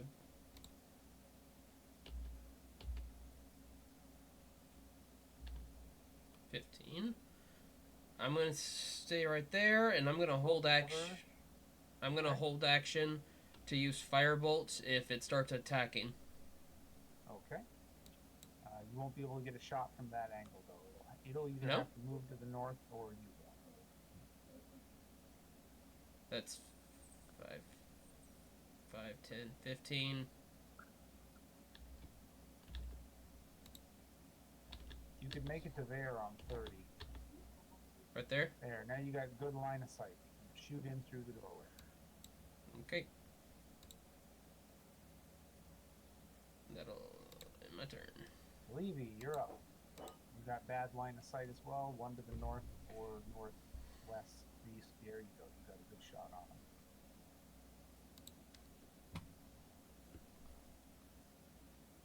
I'm gonna ready action an Eldritch Blast if it goes hostile. Alright, that's 2 shots on it. Next. It looks up as Estival is talking to it, and it lurches to its feet, wrapping its hands around Estival's chest, trying to do something nefarious. Hitting on AC miss. Please fire off the 2 held actions.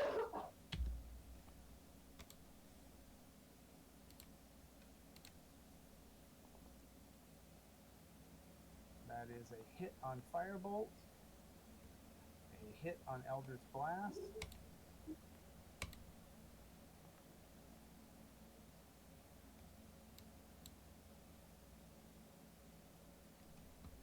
for some good damage. Alright, and that's the end of its turn. Jasper, you're up. This creature is obviously hostile. Jasper, I'm going to call it half cover unless he moves to the north.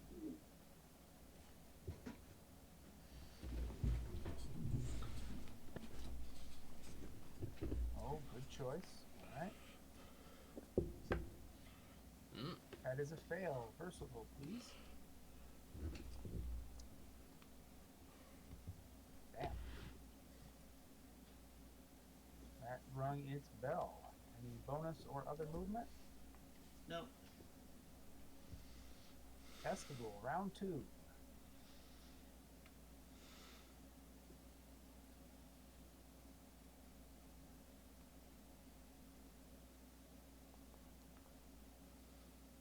Miss.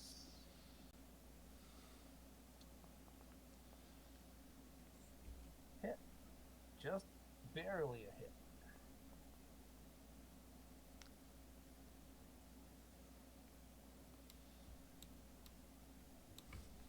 And in fact, it is very much dead. And the combat is suspended for now. Hey, Talidi, it's another skull for you. Yep. And I was also, thinking- now that you've managed to clear this room, you can see sitting at its feet is the skeleton. Wait, let me get to the right description. The gouged stone.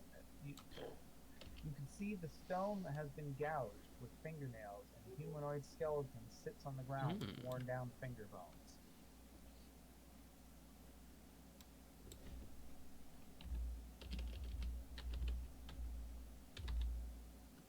I'm trying to loot it. Yeah, I haven't done it yet. Wait a minute. Don't loot the other stuff. Just go for the copper. Give me a minute. I can clear it out. Alright. There you go. Nobody's looting a free life drains ability. Alright. I grab its skull.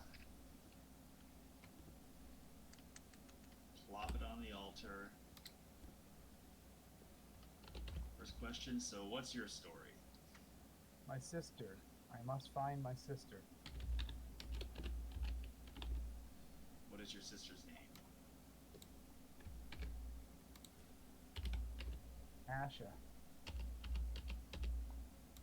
Why did you get walled up? Because I looked for my sister. Where could we find your sister?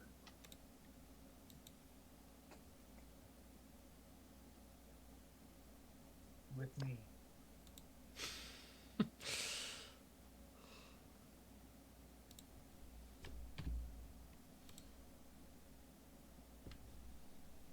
With me.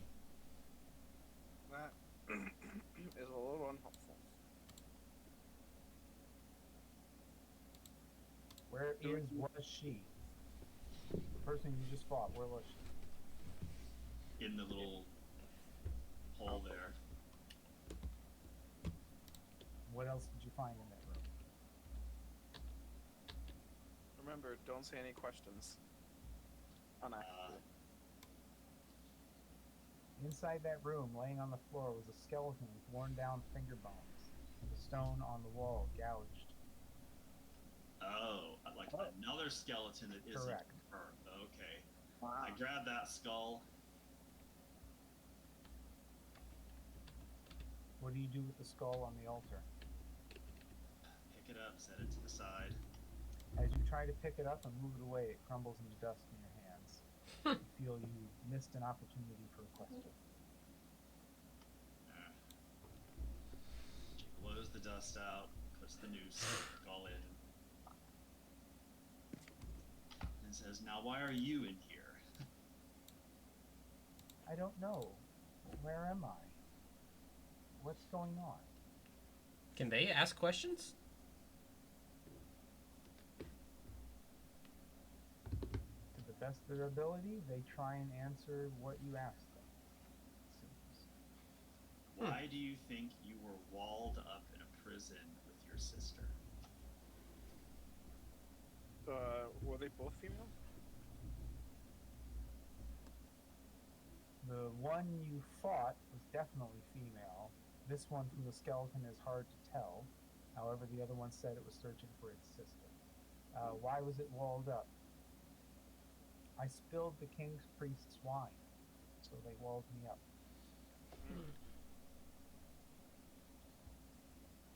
Well, the king priest sounds like a real dick.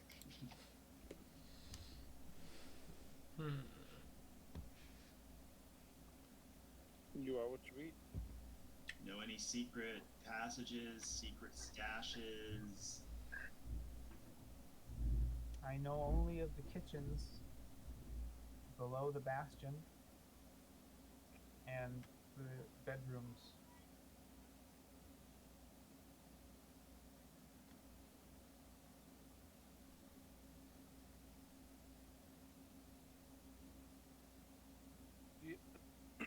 Doesn't know. She said that's the only thing she knows. Yeah, she doesn't know anything. What was your favorite part of the kitchen? Being away from those in charge.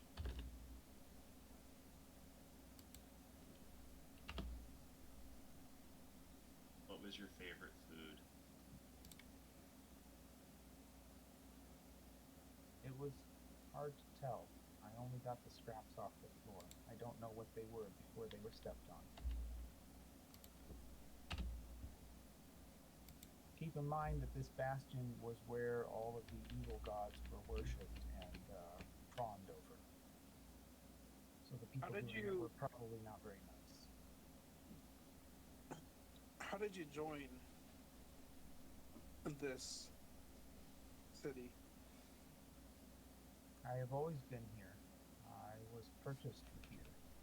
I've always lived here. And with that, her skull crumbles into dust. Might want to start seeing if we can find a way to that flame. I wanna try and pick this door. Very well, sleight of hand.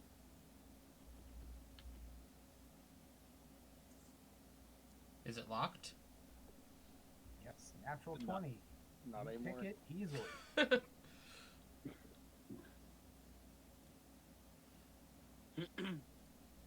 Ooh, I see an exit there. A bare room. This bare room's only adornment is half a dozen disintegrating robes hanging from pegs on the walls. A section of the wall has swung open, revealing another room with a hidden... That one's 5S. A section of the wall has swung open, revealing another room once hidden behind a secret door.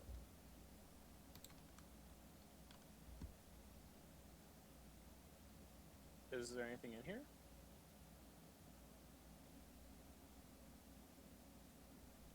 The small room is strewn with shards of pottery, a broken chest, empty drawers, a moldering pile of clothes.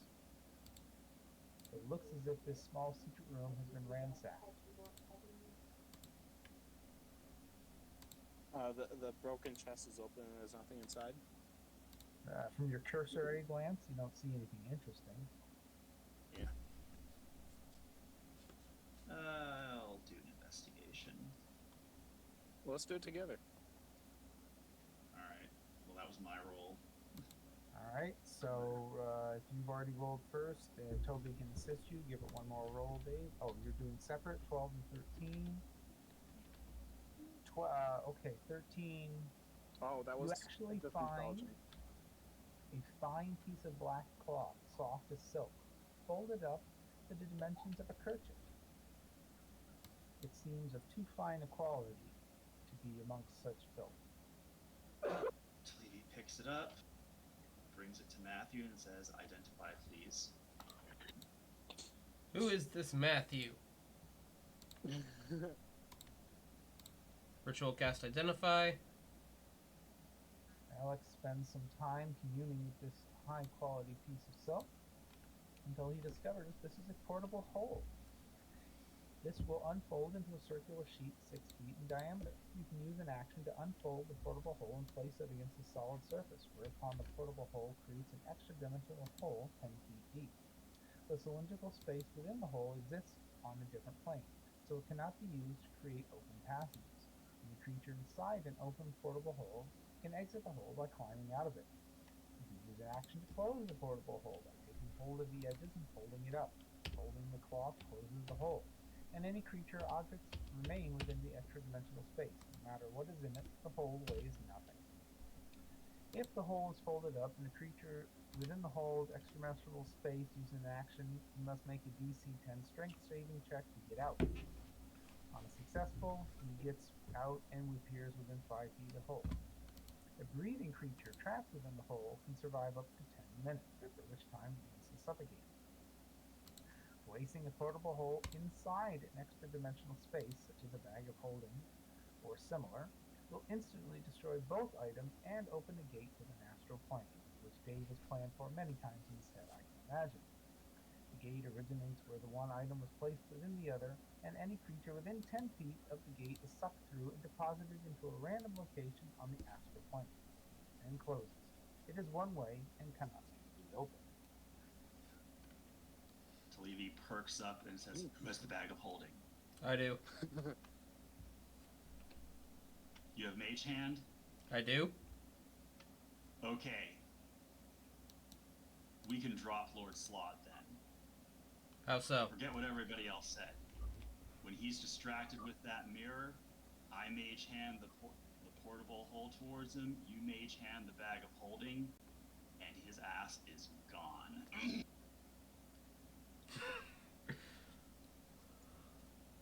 Again, how? I'm still unclear. I'm still unclear how this mirror thing works. Magic Mirror is supposed to distract him by showing him his past life or whatever. And it's supposed to distract him enough for us to take out the flame. Okay. But I'll take while your he's word. distracted, we can banish him out of the dimension. Alright. Remember, I also have that 9th level spell scroll. I could just, like, open the portal underneath someone's feet. They fall in, and then I can close it. Then they're, like, stuck in that other dimension. Yeah, that's an idea too. Whom is carrying the portable hole? I'll hold on to it. How does the portable hole work again? It's basically a small kerchief worth of cloth, but you unfold it and it turns into a 6 feet diameter circle. It's then basically a cylinder, 6 feet in diameter, 10 feet deep. You can put anything in it, fold it up, and then take it with you, and it weighs nothing. Think of it as a bag of holding, except instead of holding by weight, it holds by volume. So then how, just so I know, how are we using both the bag of holding and this handkerchief together? If you put them together, They explode. whatever is within a certain space just gets sucked into the astral plane. Ah, fun.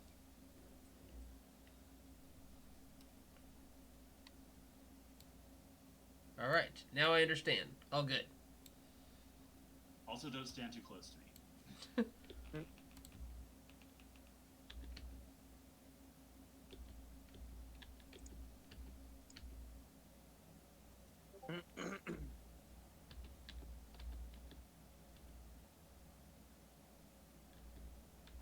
Are you wishing to investigate any of the other brass plaques around the room, or obviously bricked up areas? Oh, there's more. There's many more. You should be able to see them. You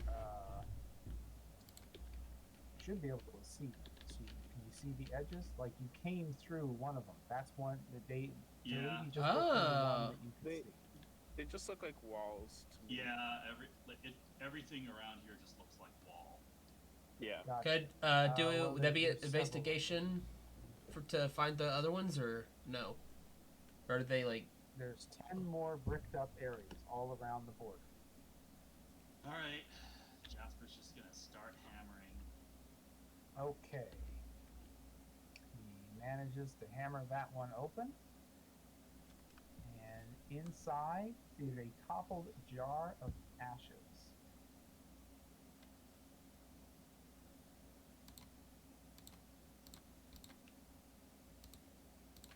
Okay.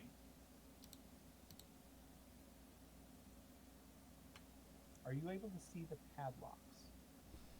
No. No. Gotcha. Well, we see the ones for the door that I opened in the double doors. Okay.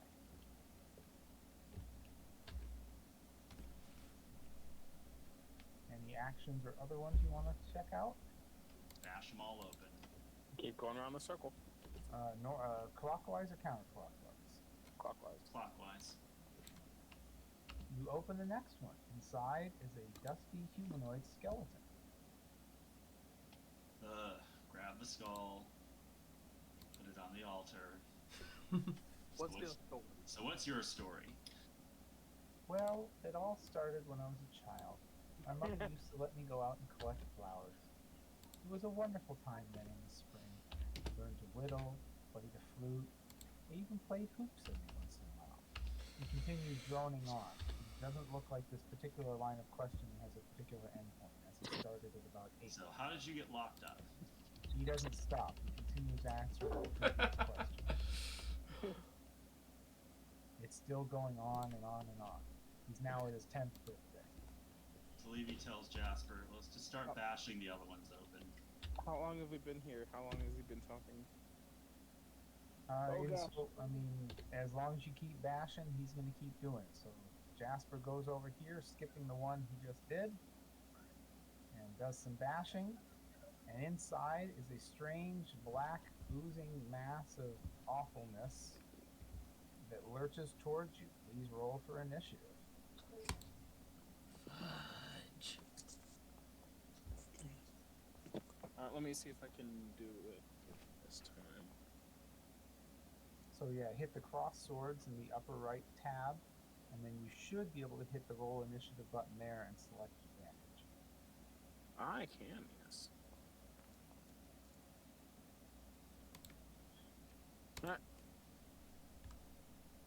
Alex, please lead us off. There is a black gelatinous ooze How does that thing quickly fit moving inside towards there? Jeff. Because it's small and gelatinous, or it's gelatinous. It can fill up the volume any way it wants. Hmm. And it's oozing towards Jasper. And that is Oh, so close. on the wrong tab. A hit. Very much a hit. That was an easy hit.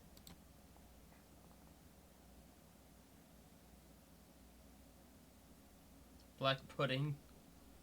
My favorite kind of pudding. Alright. Iconic monster. Estival. No line of sight on the creature, and Jasper is blocking the door. We saw hostile action happen. Yep. Yes, very much.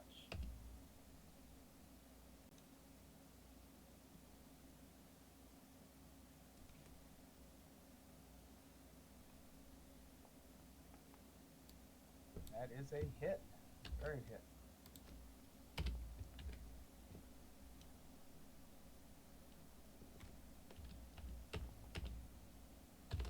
That is a hit.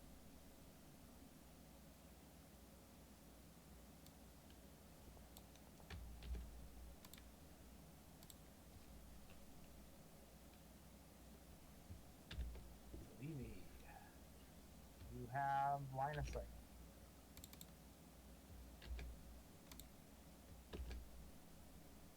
Can I? So if I use telekinesis and push somebody, that doesn't trigger opportunity of attack From neither party. from Correct. neither party. So I would like to yank Jasper back. You So- can do that. I thought you yeah. could only push. Nope, you can pull or push, and the creature can willingly fail the save. So Jasper would have to willingly fail it. Okay. I didn't know you could do that. That's totally awesome. Yeah. Mm-hmm. Very helpful. Very helpful So I for would like close to combat yank scenarios. Jasper away suddenly. He has no problem with that, because this seems unpleasant. He slides backwards. All right. Now some bonus action.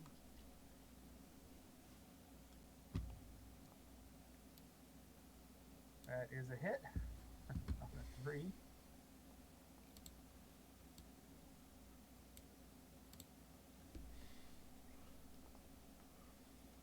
Natural 20. Very nice. We're hitting the 20s tonight. Am I even gonna get a turn? I don't know. Whoa.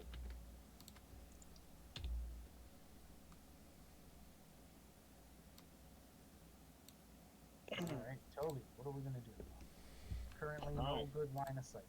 Need at least 15 feet to your east. Yeah. I have, I believe, 20 feet of movement. 25. Okay? 5, 10, 15. Oh, hello there. Nobody's been hit yet, so there's no need to refresh my A protector. However, I will frostbite. DC 17 con. He fails miserably. Alright. And that is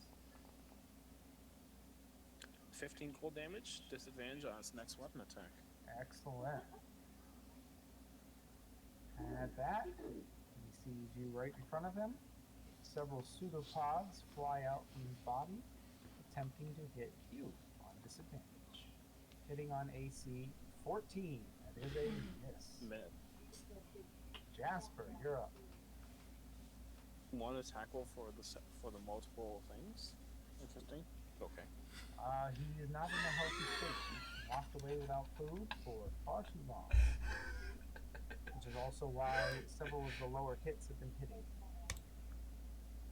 Probably more information than I should have given. Well, I've told him the dead. Won't be around for long. Fail. Versatile, please.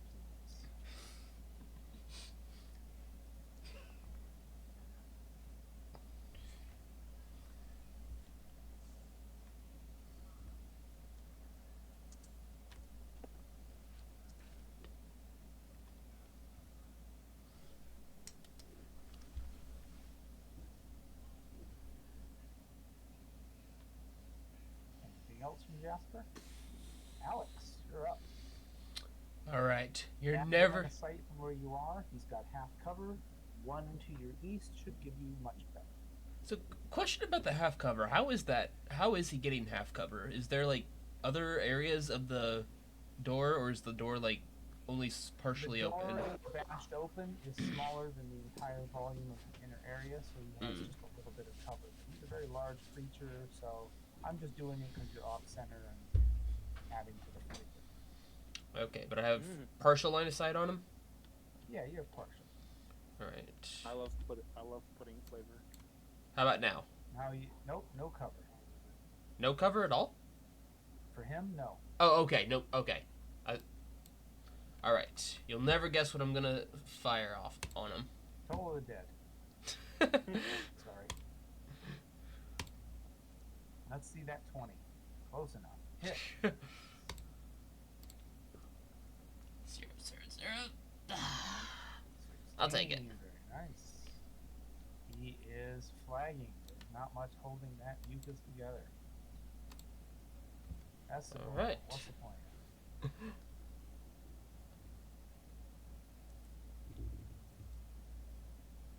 Can I melee attack from here? Yes.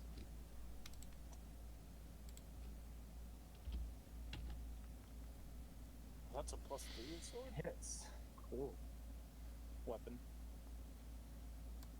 And let's see how much of this damage goes towards him. Oh look, 1 point. And the gelatinous material falls apart and begins to disintegrate. Alright, little goblins, you know what to do. Inside is a skeleton of some sort of unidentified beast.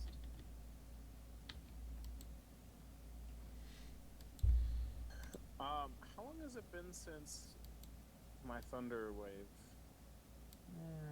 Not particularly long. Let's say 20 minutes, 30 minutes, because you guys kind of investigated and looked around. And Remember, I also and spent. identify. Yeah. Okay. Yeah. Is combat over? Combat is over. My apologies. I forgot to hit the button. She grabs the skeleton skull, smacks that one aside that I'm assuming is still telling me its life story. And as it moves aside, it turns into dust. Plops this one down and says, "So, how did you get locked up?" It begins to bark.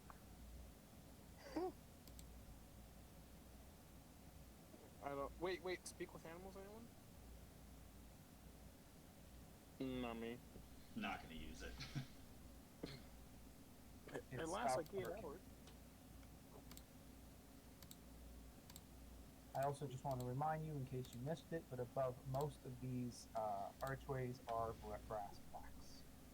What have the various brass plaques said so far? Okay, so the one above the crying right said Ash the traitor. The one above the black pudding said Lori Wanwall. And the one above the one you've already come through was Ozarine the Immortal. And then the next one was the plaque is missing. And that plaque is missing. That's the ones you've opened so far.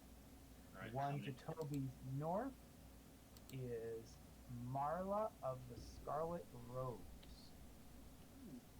Bash it open. You easily bash it open. Oops, wrong button.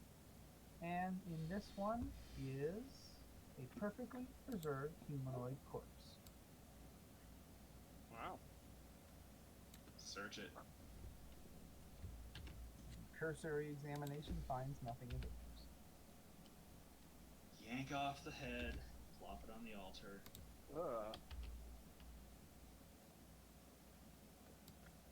Perfectly preserved. That's basically just like a body that died an hour ago.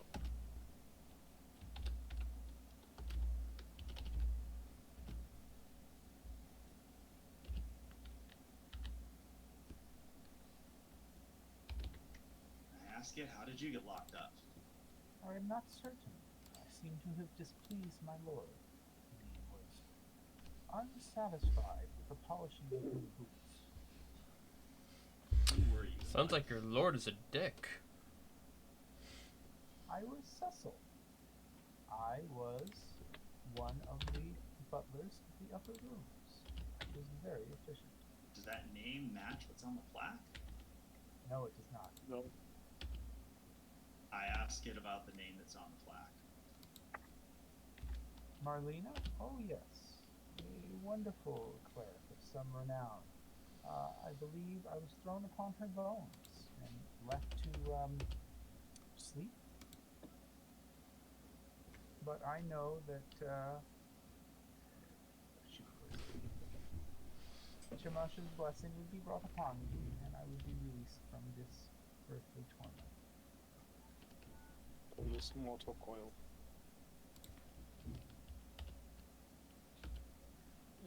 Alright, bash the next one open. That one does not have a plaque. Is and Marlena's bones not in there anymore? Underneath them? Yes, there were. There were dry and cracked bones beneath him when you look under his body. But no intact skull. No, they seem to have fallen apart with time. This Okay. one contains a dusty humanoid skeleton. Knock that skull aside. Pop that one on. Who are you? Why were you locked up? I have no name, sir. I am a chambermaid. I was locked up for the fun of it, I think. I'm not sure. I asked for freedom, and they said they would give me.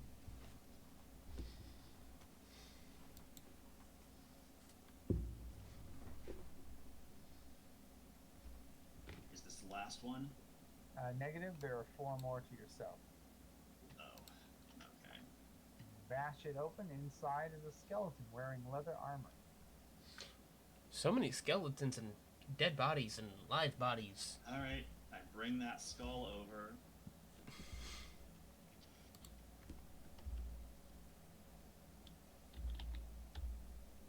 Also, do you want to turn Detect Magic on in case Smart. somebody's wearing something that's magical?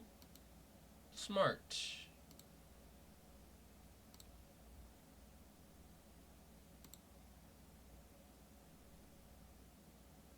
Where should I place it? It follows you around. I will. Okay. To go see if the leather armor's magic.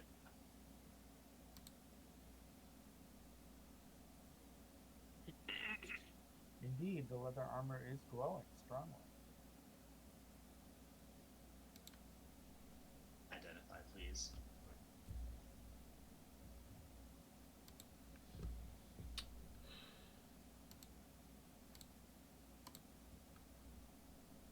Alex discovers after 10 minutes that this is +2 leather armor. Just regular +2 level leather armor. Yep. The things I identify.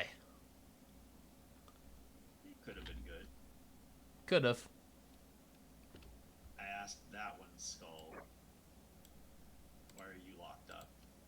Because I sought Shimash's blessing. He will give me immortality.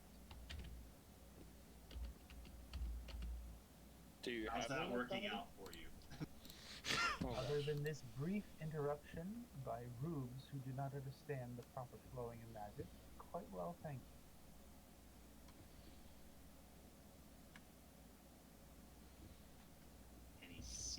Any good secrets in the Citadel? Yes. Never hold a baby above eye level, so that they may spit upon you. That is sound advice. I'm not sure if I'd call that a secret. But I suppose it's up to your interpretation. Alright.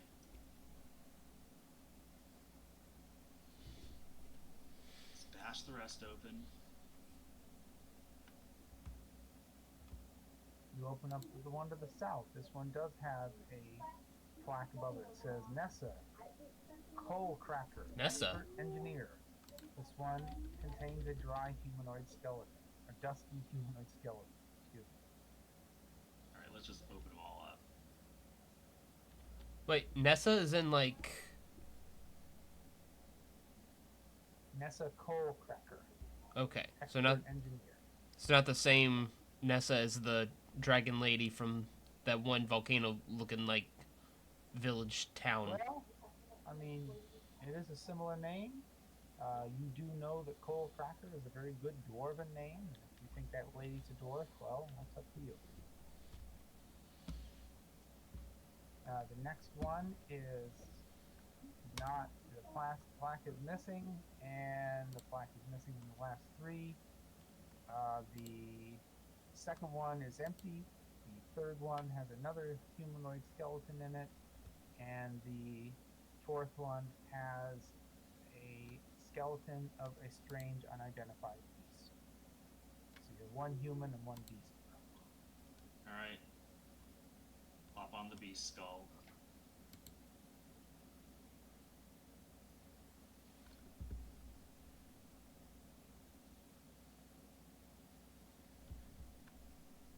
Say, why are you locked up?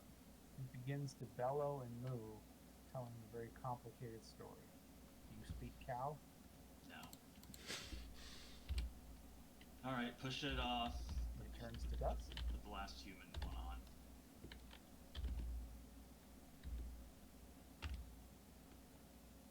And ask it, what are you doing in here? I am an engineer and designer and master stonesmith. I work here with my sister. Why are you locked up? Worked here. Thank you. I am locked up because the secret must be preserved, and I will indeed prove myself worthy of Chimesh's blessing of immortality. And what is the secret? Well, it doesn't matter now. There's a room there to the southeast. It's got a secret door on the south. All you have to do is push real hard and it'll open up. A lot of good stuff is stored in there. Yes, there certainly was. Oh, just discovered that easily. Yeah.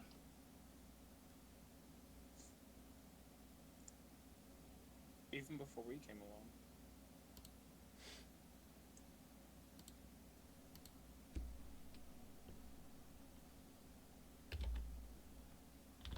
All right.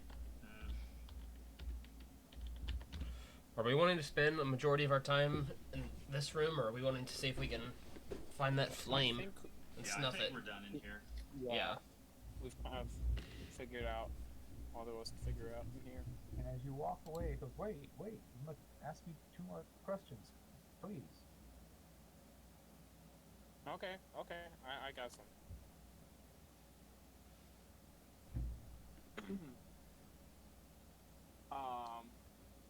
If statement A is true, can statement B be false? 50% of the time.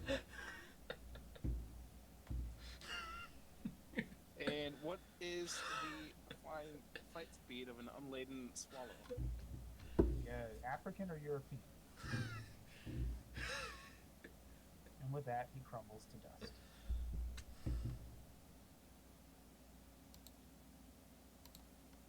Alright.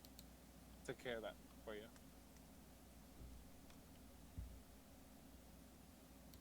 Oh, okay, so there's stairs and there's double doors. There are stairs going up to your north and a set of double doors to the east. What are we thinking, people? Oh, okay, we're just opening the doors. Statues adorn the walls, north, south, and east. The northern statue depicts an elf man reclining on a bench. The south statue depicts an elf woman doing the same, but the statue has been pushed aside, revealing an open doorway behind it. The statue to the east features a nobleman seated on a fine chair. Pause, you're getting ahead of me. Open them all up at once. I gotta go. Oh. Slow down, folks. Here. Alright. To Toby's north, a long gray marble slab lies in the middle of this chamber. A shallow insert of similar dimensions is carved into the ceiling directly above the slab. Scattered about it are skeletal remains intermingled with shards of glass. Okay. Anything happening to me? Is there an intact Nope. skull? I don't know. Alright. I'm gonna open this door. There's a Any initiative rolling? nope. To the east, a long gray marble slab lies in the center of the chamber. Scattered around it are the skeletal remains of an elf. And insert into the ceiling above it, the slab holds a mirror. The ceiling above the slab holds a mirror the same size as the slab. Mirror. Mirror, mirror on the wall. Mirror, mirror on the ceiling. Oh, I'm getting a phone call. Can we get an identify on that just to see if this is the mirror that we're looking for? I suppose.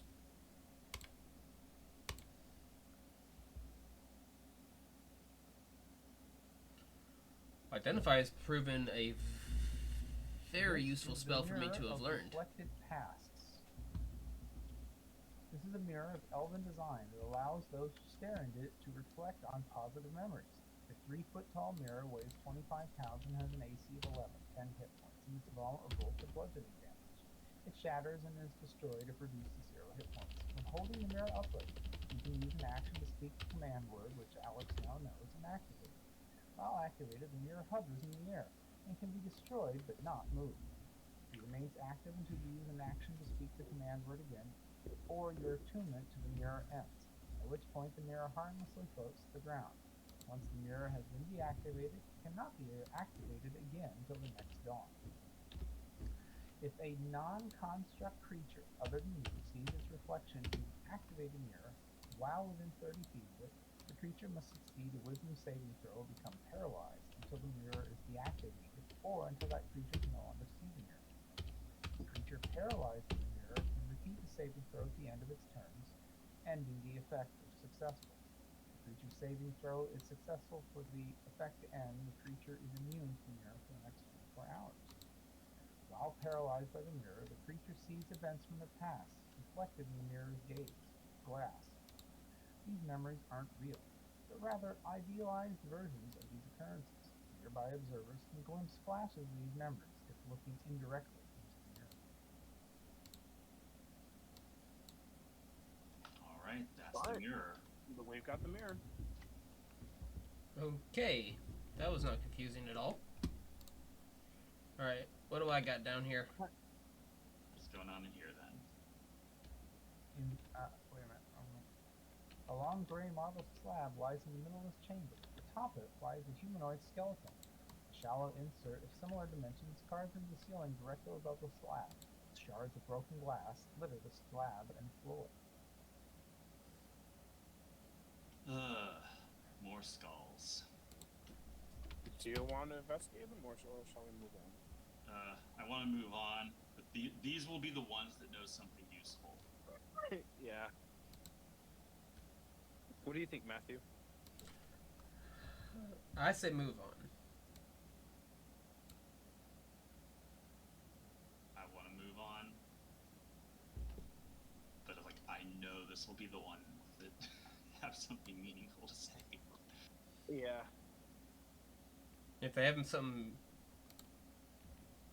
How about we take like a 5-minute break and then go continue with the questioning? No problem. Sounds like a good plan. Everybody good with that? I'm good with that. All right, 5 minutes. All right. I've been a little too distracted. I apologize. Same.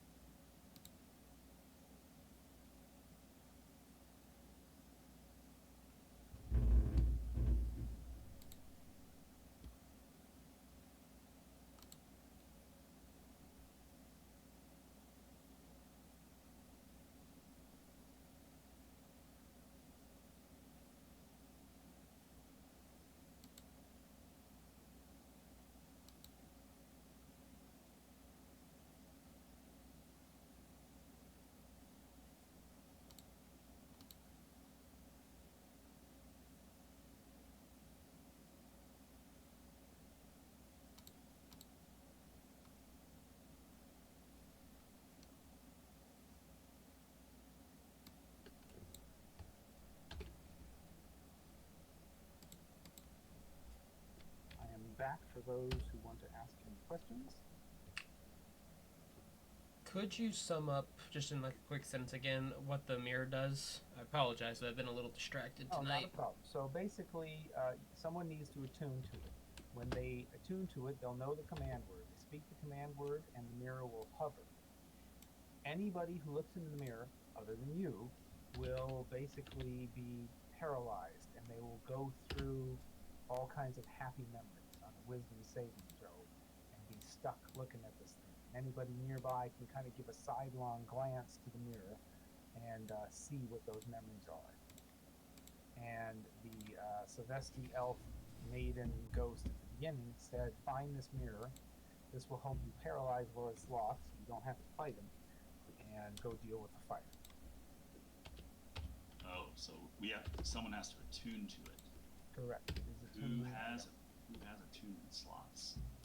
How do you check that? I didn't know there were attunement slots were a thing. under the new whatchamacallit, the new character sheet you have, anything Right. that has a little wheel in between the pointy finger and the shield requires attunement. I have my So character looking sheet pulled up right now. So Wand of the War Mage, you didn't have a tune, but now you do. And your super fancy staff, which I don't know where, +7 to hit. I wonder where the heck you got that. I don't know From where that came from. where is it? So if you go to the second tab down for inventory, Okay, inventory. and then if you look, so anything with a finger next to it means it's available in that list at the bottom of your screen. Anything with a shield means it's equipped, and anything with the little circular wheel in the middle of it means you're attuned. And you are currently attuned to the Wand of the War Mage, the Pearl of Power, and a second copy of the Wand of the War Mage. I don't know how you have two of those. It's kind of weird. I think I might have accidentally added one manually when I couldn't find the first one. Gotcha. So which- I'm just deleting one of them. Yeah. Although the quarterstaff that I have up top, I only have that because my regular staff is not able to be used as a melee weapon for some reason. Like in the Okay. game. Like rule wise, yes, it can be used as a melee weapon, but like the system we use won't allow it. So that's why I have the Makes quarterstaff sense. down there. Okay. But anyway, you have two things attuned. So am I able to like unattune the wand? Because I haven't really ever used that and don't really know how or when I would. Recommend you keeping that because just by having that equipped, that gives you +1 to everything. +1 to your spells, +1 to your attack rolls. So it's a my thought was using this, if I could attune the staff in its place, because that is a +7 instead. but only for its hits. Oh, okay. The War Mage gives it to your spells. Okay. Yeah. Oh yeah. Is So they back yet? So is- yes, I think that's everybody. so when have I always been casting spells with the wand of War Mage then? Yes, you most certainly have. Oh, okay. Yeah, it's automatically added to your spell rolls. So that's why it always has that little 1. Mhm. Yes. All right, so whoever attunes to this has to just drag it around wherever we go behind us. That or put it in something that would make it more convenient to hold, Such as a portable hole. such as a portable hold. All right, I'll Wow. attune to it and put it in the hole.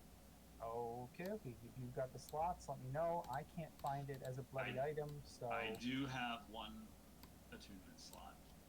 okay. I have 4 and they're all being used. Alrighty.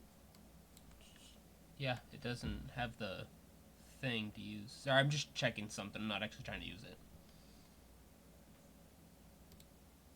Understood. Alright.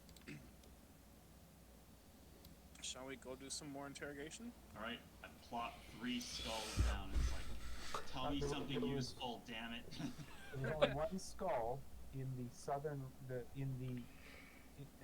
I'm mixed up which room is in. Okay, so the room to the east had a skull in it and the mirror. The one to the north and one to the south just had broken bones. Oh, there were no skulls in the northern and southern rooms? Well, there were skeletal remains, but you did not find a skull. Oh, okay. So it's just the one then. Yep. Why don't you leave me? You know what to do.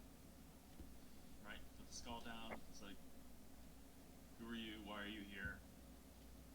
Well, isn't this a turn of fate? If I could give him the finger, I would. I'm Siston, Sylvan Elf. I, like many in Crid, have grown concerned about the King Priest. I came here to deal with it. And by the way, piece of free information, this incantation requires more myrrh and less of that incense you're burning. Please correct. I corrected. Ah, much better. I can feel the attunement with you in your mind much more astutely. We should have a considerably more amount of time to converse. So, what do we need to know to stop the Citadel? I'm not quite as up on current events. This drab place has held me prisoner for quite some time. You can see my method of torture with my other diplomats in the room you brought us with. They put those blasted mirrors above us and force us to relive our own pasts. Although sometimes they were pleasant, sometimes they were not. But they could get a considerable amount of information out of us by watching the mirrors, which is why we were here. We were heard the rumors of the king priest getting ready to desecrate this dragon burial ground, and I was sent as a Sylvani ambassador to the city of Onai with my friends Madar and Teresa, and we hope to persuade the king priest to return the bones to their proper resting place. As a gift, we brought him 3 mirrors. We thought they would be used for reflection and study. However, these relics were used to horrible effect on our torture. Yeah, well, things went bad. It's about, 1,000 years since then. How time flies when you're lying on your back. Is she keeping track of questions, numbers? We've hit about 6 or 7 right now. Previously, you never passed 5. Interesting. Oh. But he did Okay. mention something about that at the beginning. Right, so Lord Slod is using Cataclysm Fire to power this thing and be menace. How would we put out fire from the gods? Well, I don't think you could put out fire from the gods, but more than likely you could damage any vessel that was attempting to contain it, ruining its ability to direct and focus and retain the fire. So whatever they have it in, if it received enough damage, would probably be sufficient. Would the fire then become chaotic and unruly and go and consume everything around it? That is a very strong possibility, but I think it's also would be well in your favor, because there are many things here that should no longer be able to see the light of day. The fire would probably consume them. This floating monstrosity, as I have been able to divine as its function, would probably plummet with some rapidity and eventually be destroyed. Oh, okay. So we gotta poke it with a 10-foot pole. Poke it hard. Yeah. Try not to get a little roasted. Yeah, I got fire resistance. I'm fine. Oh, y'all were talking about you. Yeah, y'all are gonna need to make sure you don't get roasted. Yeah. All right. I feel better armed now. Okay, we have a plan.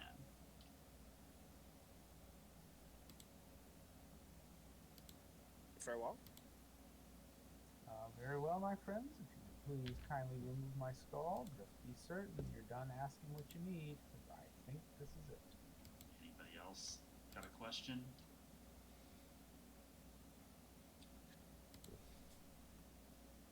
Any last requests? Did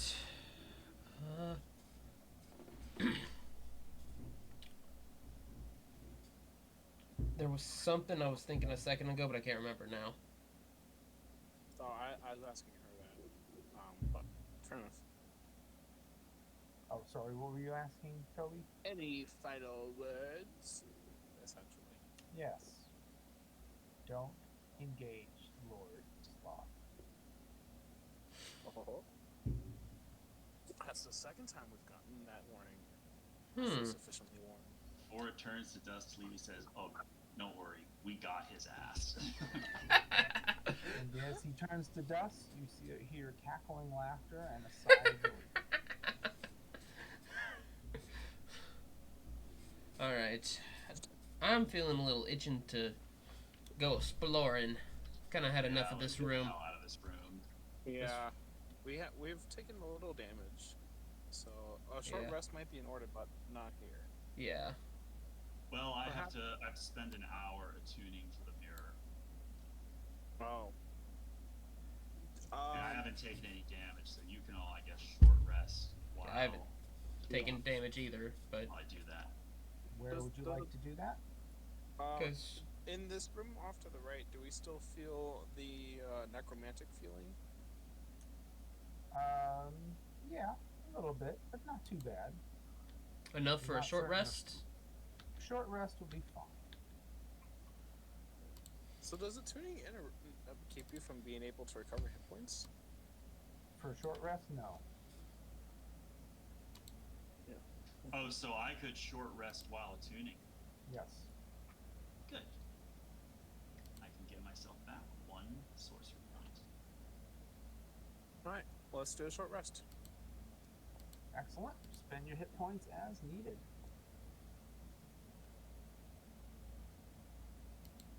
Ooh, how do I do this here? Wait, that how? No, I think I did that wrong.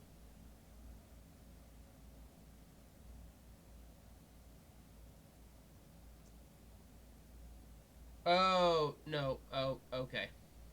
Dang it. I got my thing mixed up for my thing. Hello? Oh, I already have it open, that's Oh, why. that's nice and automatic there. How When- did you make that work, Dave? Because I've screwed around with that setting and I couldn't seem I to click figure out. short rest. It pulls up a menu, select dice Yeah. to roll, and then I hit roll. And it Oh. just automatically gives me the hit points back. Yeah. Okay. Alright. question for the DM. The short rest, select dice to roll, when you use those, it only recovers hit points, right? Not spell slots? Correct. I thought it was the other way around. Dang it. Festival. Oh wait. I mean, you will see some of your skills listed as, There we long go. or short rest. Yeah. There are ones That that will, gives recover, Estival but his it's- packed slot back. but it's very dependent upon your class and other such things. I don't see anything on yours that will recover. So straight spell Yeah. slots, you won't get back. Is it possible for me to get those 3 dice back since I had those mixed up? Yeah. Okay. Currently, you're at 7 dice available, so it doesn't seem to. I can't tell how many you get total. I'm supposed to have 10. I used 3 because I thought see a way to recover those. since I didn't take any damage, if I were to take a long rest and then re-expend those spell slots that I lost, would that be acceptable? Wait a minute. What do you? You didn't take any damage. Oh, you mean the hit point dice, not spell slots. Yeah. So I'd take Yes, it I- is. I can't seem to figure out how to give them back. that, and that was my suggestion on. No, If- it makes good sense. I can't see a way to give You, you those. you could long rest and then subtract your spell slots. That was my suggestion that I just Yeah. made. Yeah, that I understand now. I was a little slow on the uptake there. Sorry about that. So you are missing I got 2 1. second, 1 and- first, 2 second. Yeah, That's just it. All right. yeah. Go ahead and hit your long rest. Right. I have my 10 back, and then I'm just gonna do those same spells. There Whoa! we go. What the biscuits? What's the matter? What? Apparently, if you click the number on the little bar at the bottom, it'll open all 5 of the bars. Oh yes, I added that for Dave. That gives you more room to put more spells from the hotbar.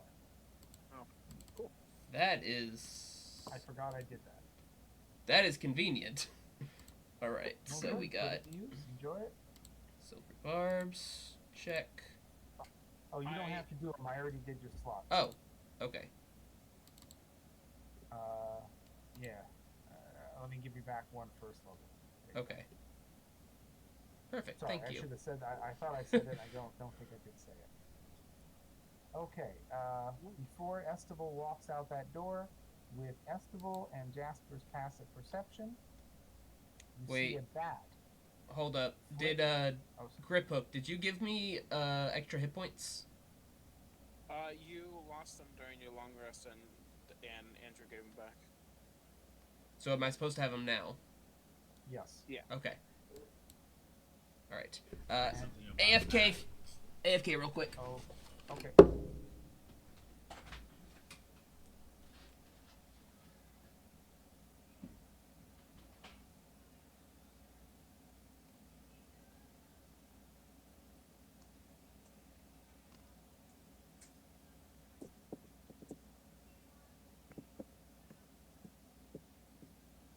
Rock me like an electric eel.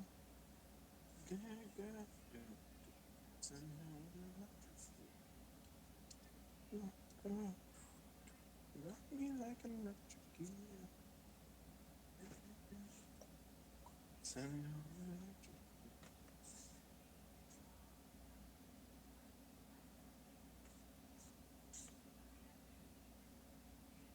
Are you waiting for Matthew to come back to reveal the details of this bat? Sorry, I missed that. What was that? I asked if we're waiting for Matthew to come back to reveal the details. Yeah. About a bat. Sorry about that. I didn't want him to miss it. Oh.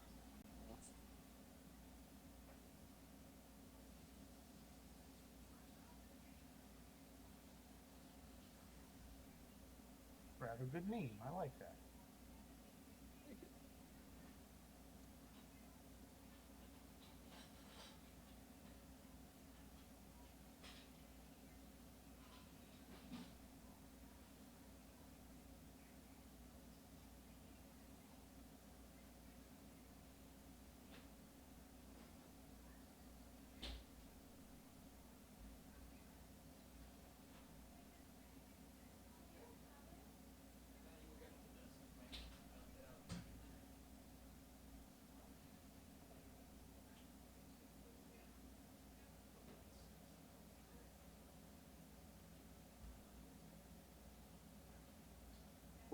With my IRL campaign adventure, after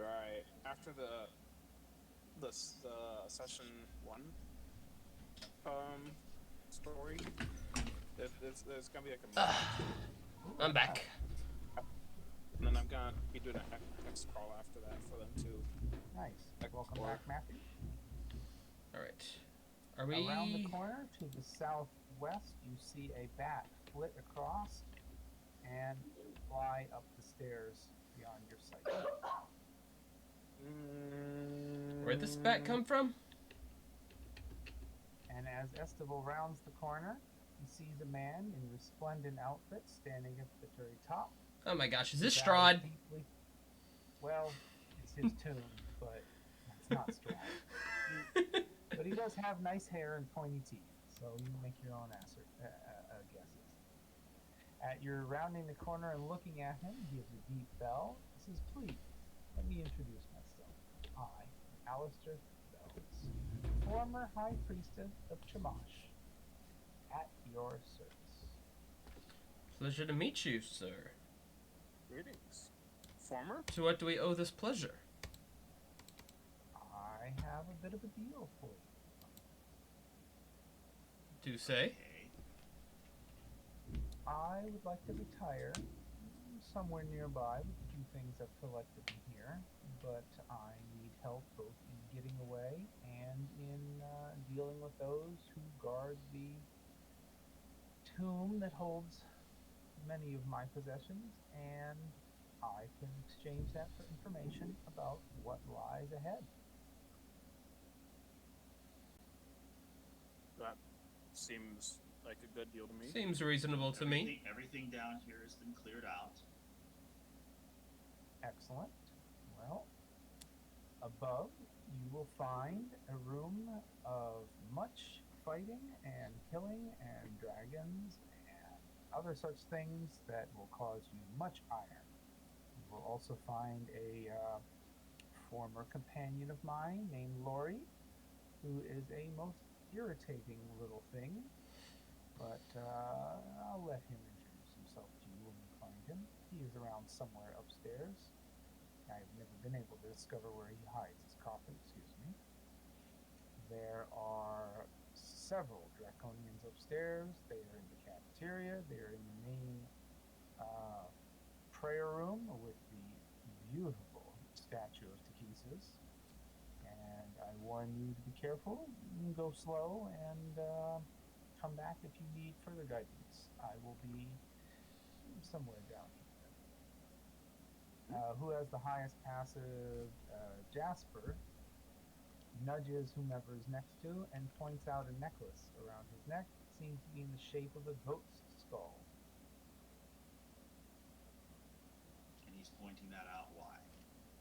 Because it looks interesting and prominent and cool looking.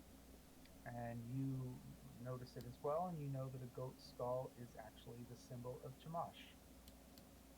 Okay. And he notices you all looking, and he says, good idea.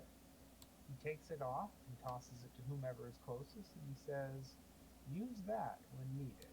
It will show your authority to be in Chamash's name.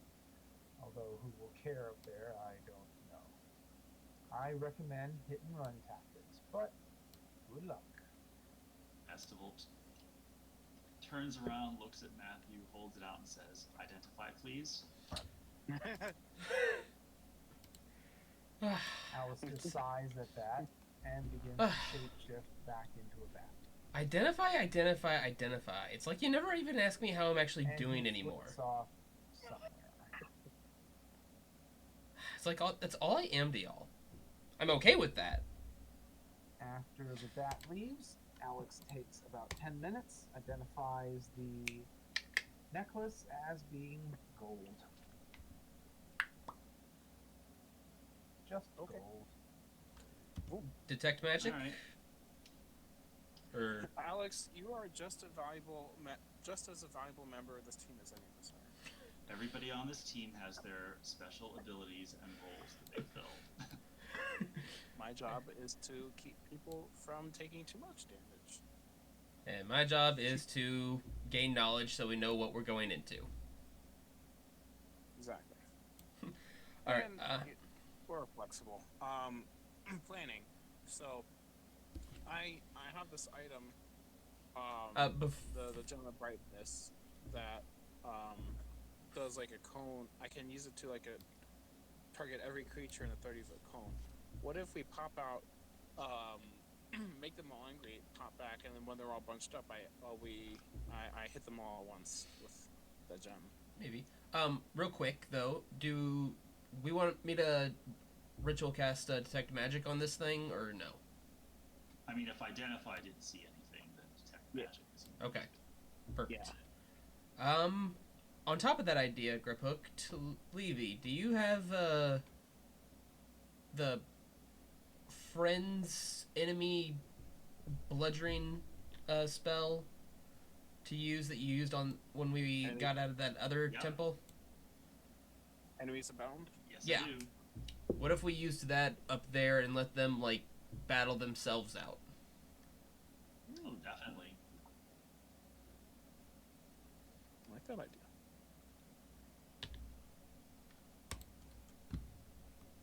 Also, Talevi puts the necklace on.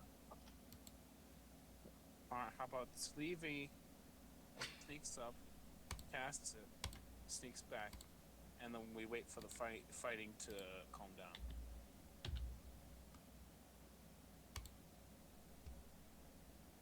Sure. Alright. I believe in you, Talevi. All right. I'm gonna like slowly creep up and.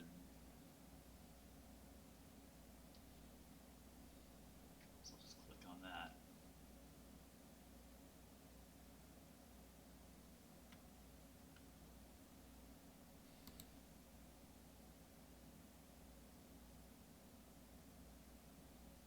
Put my head out. As the door opens, it makes the two guards turn their heads and they look at you wearing your red robes. Did you go upstairs? Make no move. Yes, he did. All right. 1, 2, 3, 4. I'm gonna cast invisible on the 4 of us here. Thoughts? Or no? It's valid option. Probably won't do any good because as soon as anybody does anything, I mean, we're not gonna stealth our way through this. We're gonna have to. All right. Everything. Fair enough. Probably. Also, you have 9 minutes. I don't want to interrupt you in the middle of combat, but it's okay if we do. I just realized that as well. How about we? I want to see how enemies abound goes before we halt. 2 knights seem to be tracking you with their eyes, but not moving. From your previous experience with them, they seem to be very simple-minded and able to follow very simple rules, such as maybe attack anybody who enters the room downstairs. But these two don't seem to be. Point of order: as soon as Sleevey returns down the stairs, I assume that she will tell us what she saw. Can we just watch? All right, let's go back down. All right. Sure. I missed part of that, Toby. You wanted to just watch. Are you able to see through Sleevey's eyes? I can't remember. No. Why would he be able to see through my eyes? True. And says, come upstairs. I had it through your brain at one point, I think, for ease of not being bored. Yeah. But since you can come upstairs, you can come upstairs. Oh, Alex the coast is to see the coast is kind of clear. If y'all want to come there up. are 2 knights staring at you, but they make no move. okay. Let's see what's down here. I see a coffin. Also, Jasper and Yeah, bring Jasper and Estival up. yeah.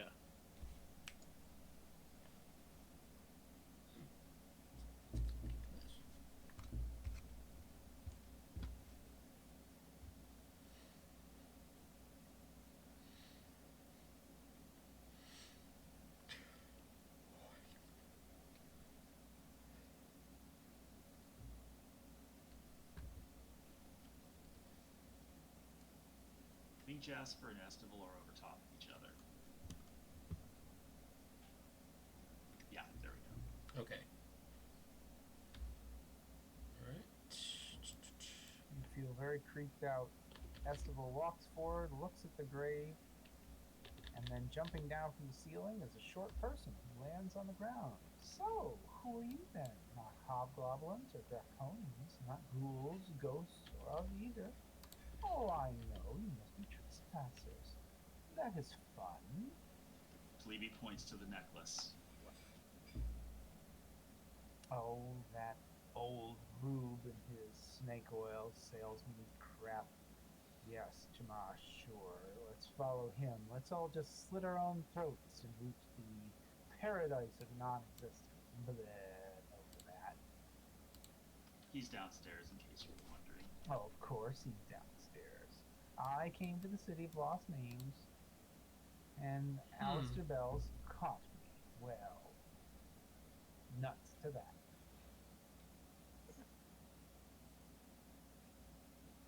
So, what you doing here? Oh, a little this, a little that, a little bit of being a bat. The hopes of taking Alistair and seeing how far I can separate his head from his body. Well, good luck with that. We're here to kill everybody else. Oh, very well. Well, you'll want to have some fun with Karyak. He's looking around somewhere as well. He's always up to no good. I think about destroying him and putting in for his job sometime, but, poltergeists who can inhabit anyone's body is frighteningly difficult to kill, although I've had much fun over the last 50 years killing him. You can see where he bricked me up in here once, but I found this to be a very good place to stay. Karyak is the BBG, right? He was the ghost who slaughtered all the people in the conference chambers. He killed all the previous. I'm skipping on the name. That guy. That jolly inhabited- bucket of fun. Yeah, so he was inhabiting a night of Solamnia there, killed all the people upstairs, and then you knocked him out. He, you know, came out of the body, had a conversation with him as a ghost. Yeah. Question. Taught Alex to stay back. Yep. Yeah. I learned a very Yeah. valuable lesson that day. Yep. But question, did we And, ever use that totem thingy that allows us to bring one friend back from the dead? No, and as you watched out of the windows when the temple began to rise and the rest of the city began to go up and down at the same time, you were very saddened to watch that Paladin, I can't say his name. Paladin's temple was utterly destroyed and ruined, and so you're kind of sad that you'll not be able to use that. Okay, so we can't use it anymore. Nope. Dang it. I knew we should have used it when we had the chance. And that's pretty much the rule of every single game you've ever played everywhere. When you get to the end and you have 50 health potions. And as you're departing, as it looks like, she cries out, Alistair may be a jerk. He knows a lot about this temple, and he's really afraid of the Black Rose Knight. You could use that. Yeah, you could definitely use that. You make him afraid, I'll enjoy that. That could be arranged. Thank you. Good luck. And with that, she jumps skyward until she's holding on to the roof of the cavern and transforms into a bat. It's very hard to see above the craggly base.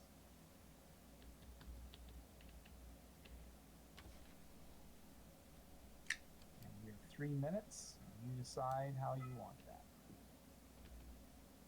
As Alex walks really close, the knights startle ever so slightly, grabbing their swords, but they seem to make no motion. Talini points to them and says, by her will. They make no move whatsoever. Should have had her. They definitely lock eyes with anyone who looks at them. Talini says, what are your instructions? They make no move.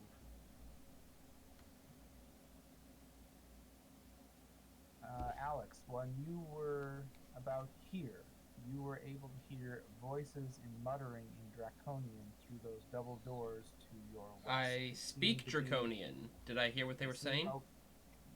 It's one of those things where you can hear about every fifth word being spoken. It seems to be very repetitive, very prayer of some kind. You can hear Takesis, you can hear fire, you can hear blood, and then it kind of just drones on and you catch a word here and there. All of you Okay, can hear this what happens? continuous droning.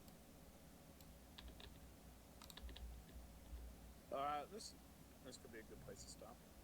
I think probably that's a very good point. So we're going to pause it there. But I think Talini had one last question. He was going to say, what happens if I do this? Or what was that? Oh, I moved Estival up in that direction, and I wanted to know if that was going to trigger combat. Nope, nothing seemed to have occurred. Interesting. All right, so we can explore up. All right. We trigger those two. Good to know. And I see there's a little hallway off to the right, like halfway down the hall. Yeah, a bunch of doors, hallway to the left, all the way at the end. Possibly something here. Yep. And let's see here. If you'll all give me a perception check, I'll answer one last question, and we'll call it on that.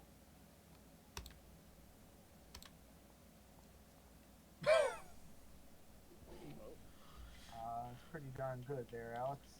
Natural 20, you can't beat that. So, since Alex was close and Dave hears nothing, Alex was able to hear when he was close to the door when they rose in harmony as part of the prayer. He was almost 99.9% certain that they were all speaking Draconian, and there was at least 6 to 8 voices in harmony together in that room to the west. Estival agrees. Jasper, not so sure. All right then. All right. So good spot to stop. You all Yes, did really well. indeed. Need some some discoveries. Met some interesting people that may or may not help or want to help or who knows what. All right. Good game, everyone. Oh, Very Talibi says to Alex at some point while walking down the hall, "Save the gate spell for your spell book.